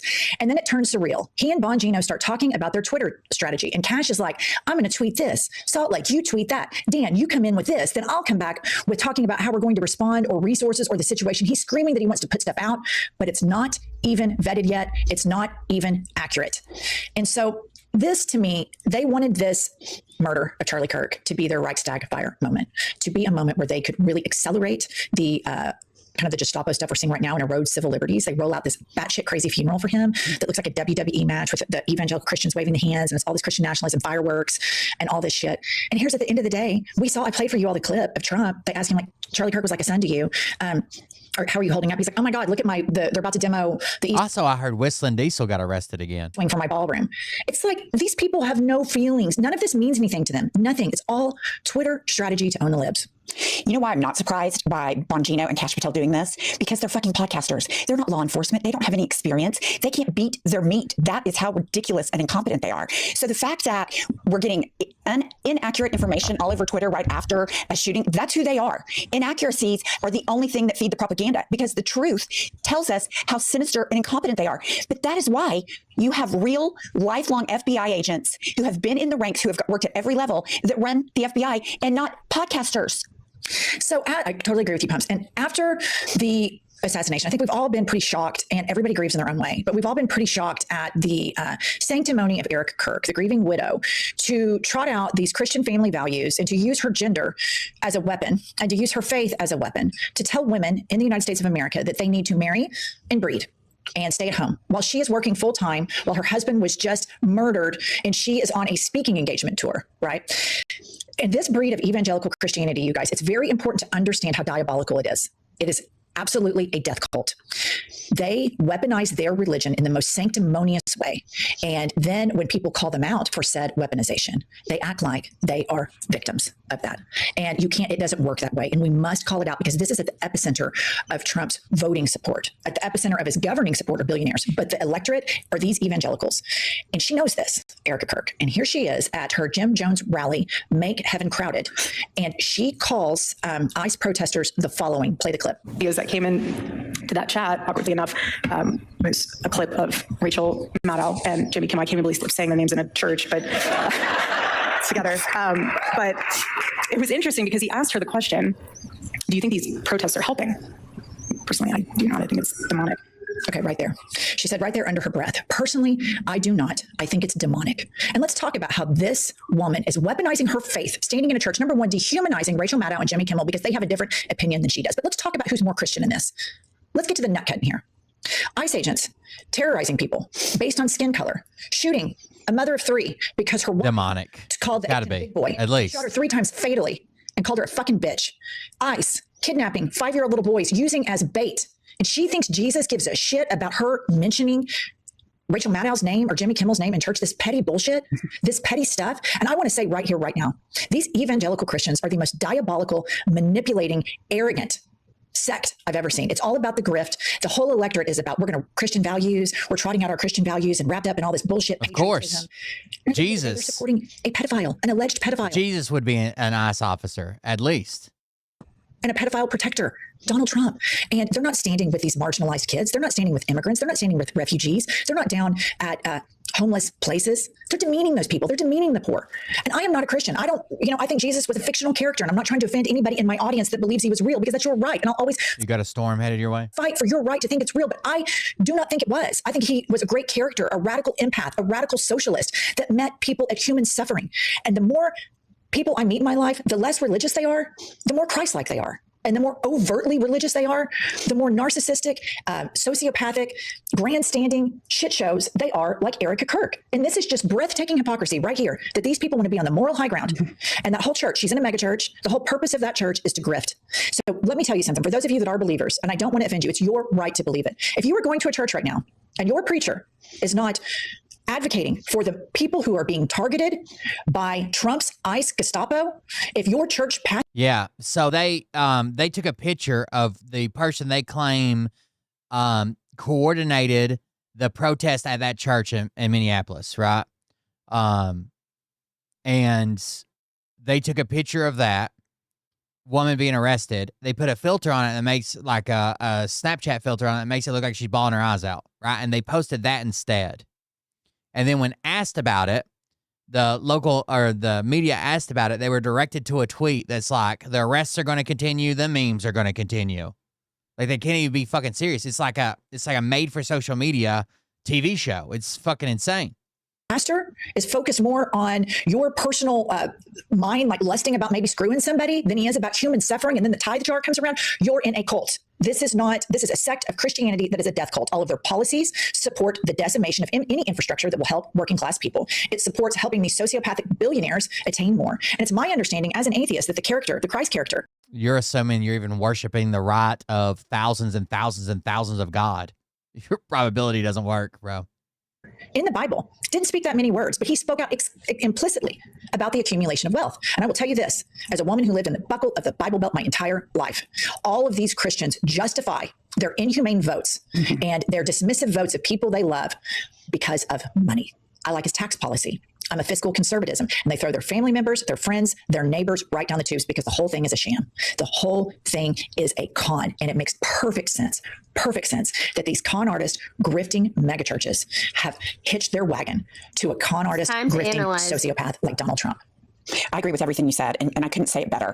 And I'll confirm, growing up in those churches, never once are we talking about helping poor people or helping sick people, unless they're a congregant. So all I will add to that is Erica Kirk had every opportunity to save lives. She had every opportunity with her big platform to say, my husband was murdered with a gun because we have a gun problem in the United States of America. She didn't say that because Charlie Kirk said, if a few people have to die so everybody can keep their guns, I'm for it.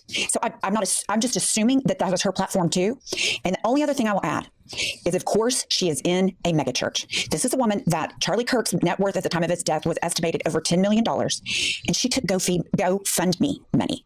So the fact that she's in a megachurch, which is Grift Central, that's a perfect marriage. Of course. Okay, so that's where they live. For this Jim Jones Make Heaven Crowded, which sounds like a mass Kool-Aid drinking suicide event. It just does. Like, make heaven crowded and everybody shows up and they pass out the Kool-Aid is the first thing my brain thought. These are not our best and brightest thinkers, the people that traffic in these mega churches, right? These are not really deep thinkers. So nonetheless, the people with whom she's collaborating, surprise, surprise, are pedophile protectors. Pop it up, Kylie.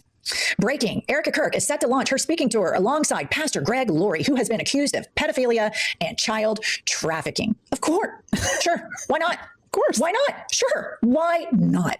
Why not act like you are the arbiter of all families and family values, and you want to ride the coattails of women who have fought so hard for equality and fought so hard, the suffragettes and these civil rights movements, and then you get and you use all of that hard work to your benefit and you weaponize your gender to beat other women down when your co-partner's a pedophile? Makes perfect sense because you support a pedophile. You vote for a pedophile. Little Moses Mike Grinder, God wakes me up. And It's not an airport. You don't have to announce your departure. You can just fucking leave. I'm BFFs with the Lord. Mike Johnson, he is the biggest pedophile protector. So here's what's important, Democrats, and here's what you need to message all day, every day. Number one, we're not funding ICE, period. End of story, Gestapo. Number two, the Republican Party is now the MAGA party, and MAGA is a cabal of pedophiles. The whole time, QAnon, the cabal of pedophiles, the call's coming from inside the house. Erica Kirk's partner in the Jim Jones Mass Kool-Aid event is a pedophile. Moses Mike Grinder Johnson, as Pumps has always reported, his mentor for his batshit Christian law school that never launched, pedophile.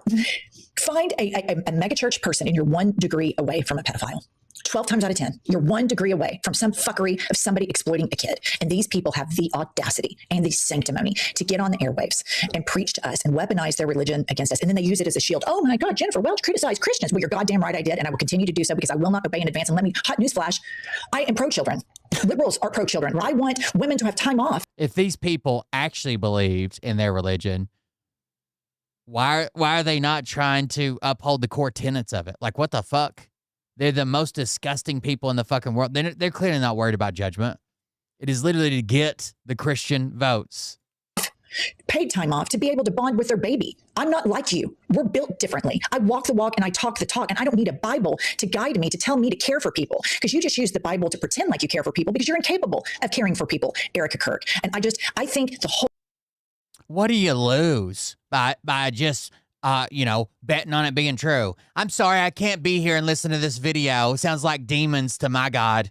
Post-roll. Well, there's something you lost right off the bat. A gun is the most obscene thing, but it makes perfect sense that you're partners with Donald Trump and like dry humping JD Vance on stage. None of it was that shocking to me. Moving along. So what do these evangelicals, these nutjob evangelicals, the Erica Kirks, the Riley Gaines, sorry, bumps, the Erica Kirks, the Riley Gaines, Elon Musk, not a Bible thumper at all, not a megachurcher. What do these people have in common? No conscience, no empathy, suck up to power, want women to be diminished, want Black and brown people to be diminished. So here is Elon Musk. And every time I hear him speak, Pumps, listener, I am just so shocked that anybody could even use the phrase, Elon Musk is so smart, or Elon Musk is a genius, because he's so breathtakingly poorly spoken. It's jarring. But here he is talking about that you're going to have robots to help you take care of your kids in the future. Play the clip. But it is a necessary, you can't have both. You can't have work that has to be done. Come on, spit it out, buddy. And amazing abundance for all. Because if it's work that has to be done, then you, and only some people can do it, then you can't have abundance. It's narrow. It's narrow, yeah. Exactly. So, but if you have billions of humanoid robots, and I think there will be, I think everyone on Earth is going to have one. You're going to want one, because who wouldn't want a robot to, assuming it's very safe, watch over your kids, take care of your pet. If you have elderly parents, a lot of friends of mine said they have elderly parents. It's very difficult to take care of them. I'll tell you who wouldn't want a robot taking care of their kids and their pets is a person that has empathy. But you have identified empathy as toxic, at least harmful to civilization. And here you are, the most isolated, rich motherfucker. Can I take my suitcase?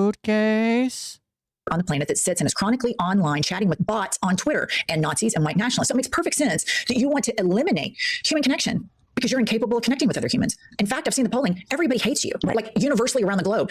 You're a global pariah. And so that makes perfect sense that is something that you're talking about, rather painfully trying to get to the point, and the commentators trying to bring you along with it. But when we finally get to your aha genius, I'm Elon Musk, the genius, high IQ guy, your solution to everything is everybody's going to want a robot to take care of their kids. Well, let's see how well you take care of your kids, big boy. Put up Ashley St. Clair, one of many of Elon Musk's baby mamas. Play the clip.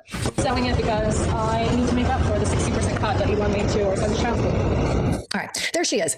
She's selling her Tesla because Elon Musk made a cut to her child support so that she could help pay for the child. Got it. Elon Musk should never be near a microphone. Shame on Tesla for giving him this huge package. This is a man with immense resources. His fingerprints on the earth could be something of beauty. But in fact, Elon Musk is trying to take custody from her, or at least the legend he is, because she said something. She apologized for all the vicious things she had said about trans people in the past. And he's trying to take custody away from her, or at least he says he is on Twitter, because she apologized for being transphobic. And he claims that is her trying to trans his kid. something happens when people get that rich. They get in some state of psychosis and it makes them worse. Having that much wealth seems to break people. And Elon plays this whole game pumps that he was picked up by the bootstraps. He's a self-made billionaire. Well, his dad, Errol, was interviewed. And Errol is the same guy that we did some reporting a few episodes back when Elon was nonstop tweeting about. His dad's wild. Married his basically his daughter when she became of age. Like, his dad's fucking wild. That Errol has been accused by his children and stepchildren of sexual abuse. Okay, so which explains a lot about what's going on with Elon and how broken his inner child is. And he has all the money to go to like an inner child workshop. I mean, I don't know why he doesn't go, but whatevs. So here is Errol completely talking about how much privilege Elon grew up with. Play the clip. Pile of money? Yes. You see, Elon and Kimball and Doska, they grew up with me from a very early age, as I said, spoke to you earlier about. They only knew that they lived in a very fine home in Waterkloof. By the time they were 7, 8, 9 years old, I had given up Mercedes-Benz cars. I had moved on to Rolls-Royce cars.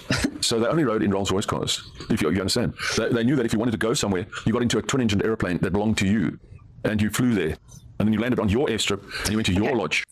So here he is decimating this idea that Elon Musk is somehow a self-made billionaire, trillionaire now. So what I have to say to MAGA is this. Elon Musk is the ultimate Nepo baby. Elon Musk is an immigrant. And Elon Musk has decided that your rights don't matter, that you should have somebody like him. Not only that, he would have been arrested in Trump's roundup, right? They came here and claimed that they were going to school, right? They were here for education. They never went to fucking school.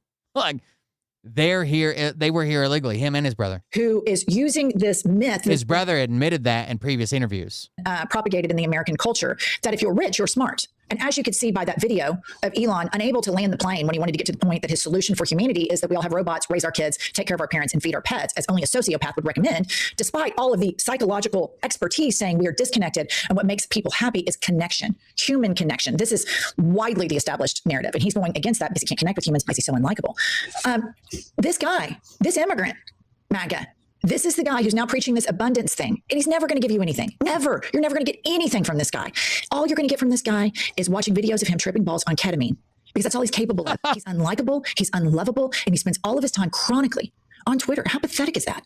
He's so pathetic. And I guarantee you, I know he has a penile implant and it's always IVF for these kids, but the fact that he ever got laid once in his entire life is attributed only to his pocketbook. And the only thing I'll add to that, because I think it's right on point, is he's sitting up there. And basically what he's saying is people will no longer be needed and people will no longer have jobs. What's the purpose? He's like, well, I don't know. Not everything's perfect. Well, bitch, if you are. He says, MAGA doesn't like to admit this, but he basically says that universal basic income, UBI, would have to be needed at some point, because all the robots are going to take over everything. And you're supporting Elon Musk and you work in a car plant or some type of manufacturing, your job is gone. Peace out. He doesn't give a shit. And if you think this guy is going to run around and set up ways with his money. And they think the unions will protect him, but he's a known union buster. He admitted it on the call with Trump Trump admitted it for him, that he fired anybody that wanted to start a union. That's illegal. Or give back government subsidies for these people that robots displace their job. You too are on ketamine, because that will never fucking happen. It's just unbelievable how people watch this and think, oh gosh, that's just a great idea. No connection, no job. Yes. Yeah, it's absolutely stunning. And I just want to point out something that I want to flag here. Ezra Klein is using the word abundance a lot to pitch his alternate to like Zoran Mamdani's affordability. And also now the oligarch class. The new phrase is socialism's been so subverted over the last fucking 100 goddamn years of media and social media politicians. I think the new phrase to go with is, right now we have corporate focused capitalism. Right? We take care of the people at the top. We protect businesses. Businesses are people. We let them donate all this money. We want worker-focused capitalism.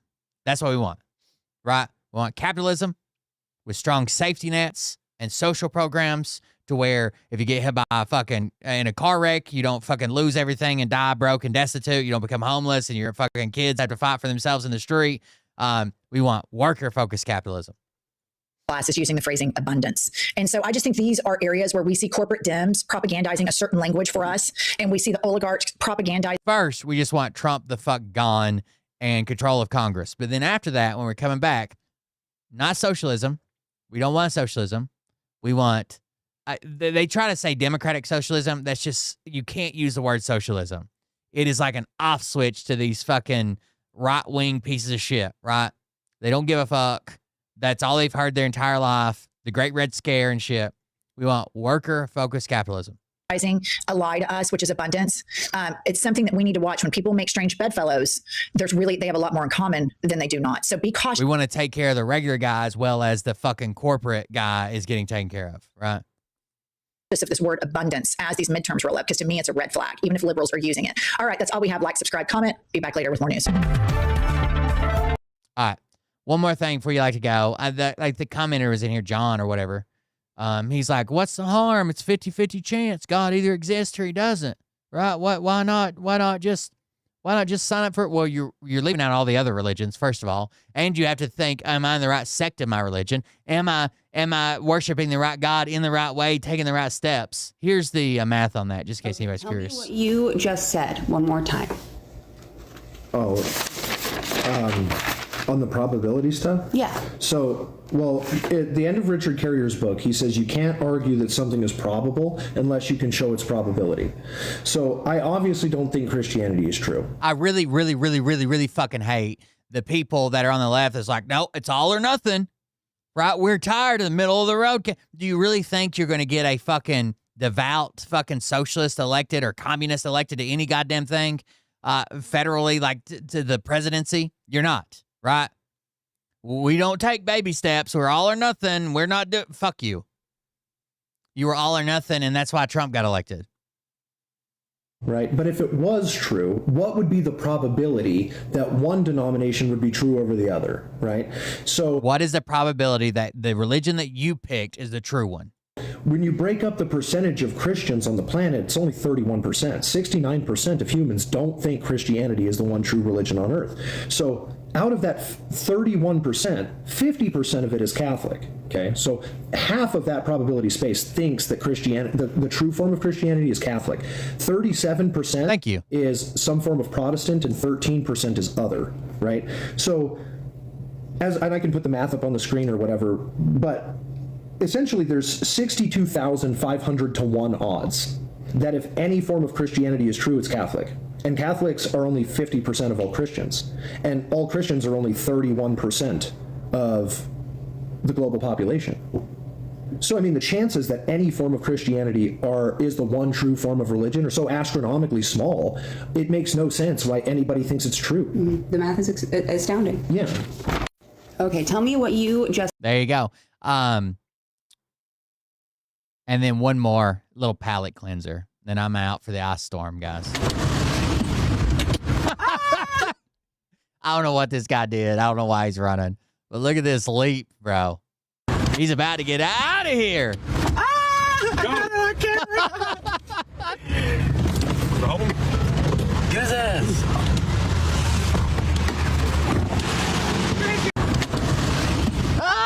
I can't run. Damn it. Damn it. Get his ass. We have no idea. There's a small chance we get a snow, either a small amount or a moderate amount. And then there's a medium-sized chance that we get ice for like a day and a half and then snow on the back of that, which would be devastating, like power lines and trees down and shit. And then there's a moderate chance, I guess, that we get rain, that we're above the heat line. It looks mostly like ice for us, which is going to suck. I got the chainsaw ready to go, all that shit. Generators are gassed up. We're still fucked from Helene. But the one thing that Helene fucking my whole goddamn world up and still not fixed that I got out of it was a generator. So my camper that we live in now will run off the generator as long as I can keep feeding gas into it. And I may even have internet if the fiber line, most of the fiber line coming to my place is buried. So as long as the one aerial part of it doesn't go down that crosses the river, then I might even still have internet. Power will probably lose with that much ice, but we'll see. All right, thank you guys for joining us. Don't jump in the back of a truck, I guess. Shout out to the new viewers. Shout out to John, who can't take demonic women. Thank you guys for joining us. Thank you for being here. I appreciate it. Support the show if you want to. You can do that at Just Quick links, at the Just Quick Tools link. Oh, there's something. Scooterhoon13 just resubscribed for 27 months. Thank Stay you. safe, Disaster Man, and anybody in the path. We'll try. Hopefully we get some Disaster Man content. I still got the one wheel, dude. I don't know how slick it's going to be. I got the one wheel. We'll be delivering shit. I don't know. Thank you guys for joining us. Thank you for being here. I appreciate it. Thank you for the support. I'm out. Don't listen to women. They're demonic. And I will see you on the next one.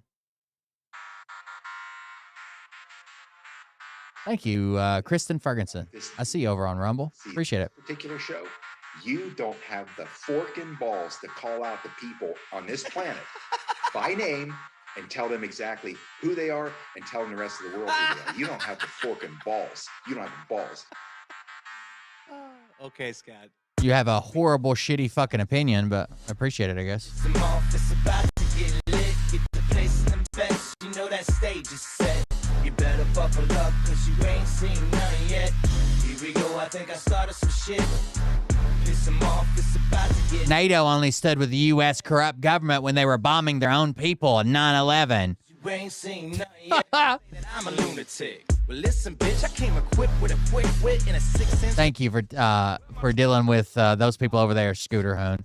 Actually, Scooter Hoon, you're always popping into Rumble. Gossip. I'm about to make you a moderator. For a throat deposit, swinging fucking meat hammers like four in a thong. He's strapped to the shaft, eating his chest like he's King Kong. Starving for attention, I'ma make your gut burst. I'll be your huckleberry, I can quench that thirst. Baby eating lizard people, alien sex. What's next, Trump? Scooter Hoon 13. I'll see if I can take care of that. Climbing up 5G towers, cause you told him if he did, he'd get fucking superpowers. Here we go, I think I started some shit. Piss them off, it's about to get lit. Get the place in the bets, you know that stage is set. You better buckle up, cause you ain't seen nothing yet. Does Rumble have moderators? First of all, because I don't think I have any moderators on Rumble, do I? Get the place in the bets, you know that stage is set. You better buckle up, cause you ain't seen none yet. I used to find clues too when I was high on shrooms. I found myself a tunnel that led to Jason Q's bedroom. Open his closet, I found some of his meat rockets. I strapped it to my shoes and then I flew through the roof. I found myself in orbit strapped to an F-16. High on amphetamine, with Trump in between. Put on a light. Oh, moderation. Saluted the truth. Moderators. Oh, yeah. It's gonna be it. Wait. Stop. What? I'll get my files. Wait, what are you doing? It's it. Stop. Hold on. Fucking stop. Dude. Scooter Seriously. This is my mom's an alcoholic. Oh, give me a. Oh my God. Hoon 13. I think that's right. I think I started some shit. Piss them off. There you go, boss man. Get the place in the best. Fuck them up. I don't know. Atsuko's supposed to be doing that, but you know how those fucking Asians are, man. Started some shit. Piss them off. It's about to get lit. Get the place in the best. You know that stage is set. You better buckle up, cause you ain't seen none yet. Good night, guys. Down goes Nino. Please say it isn't so. Got him backed up on the ropes, trying to ram it down his throat. Now things are getting rocking. He was doing so well. It's all over. I like to imagine Scooter Hoon just riding a fucking Razor scooter all over the place, just grinding on shit, First, ninth, inning, second string. doing fucking tail whips and shit. I don't know. Stolen bullshit, sending bronze to the shitter. All this nonsense on my conscience. It hasn't hit yet. I'll be careful going home, but it hasn't got here yet. That's why I went a little bit longer, because I don't know that we'll be streaming anymore over the next couple of days. They're talking like the whole town might not have power for like weeks and shit. I don't know. Bullshit. Fuck. Bird motherfuckers out here busting the grifts.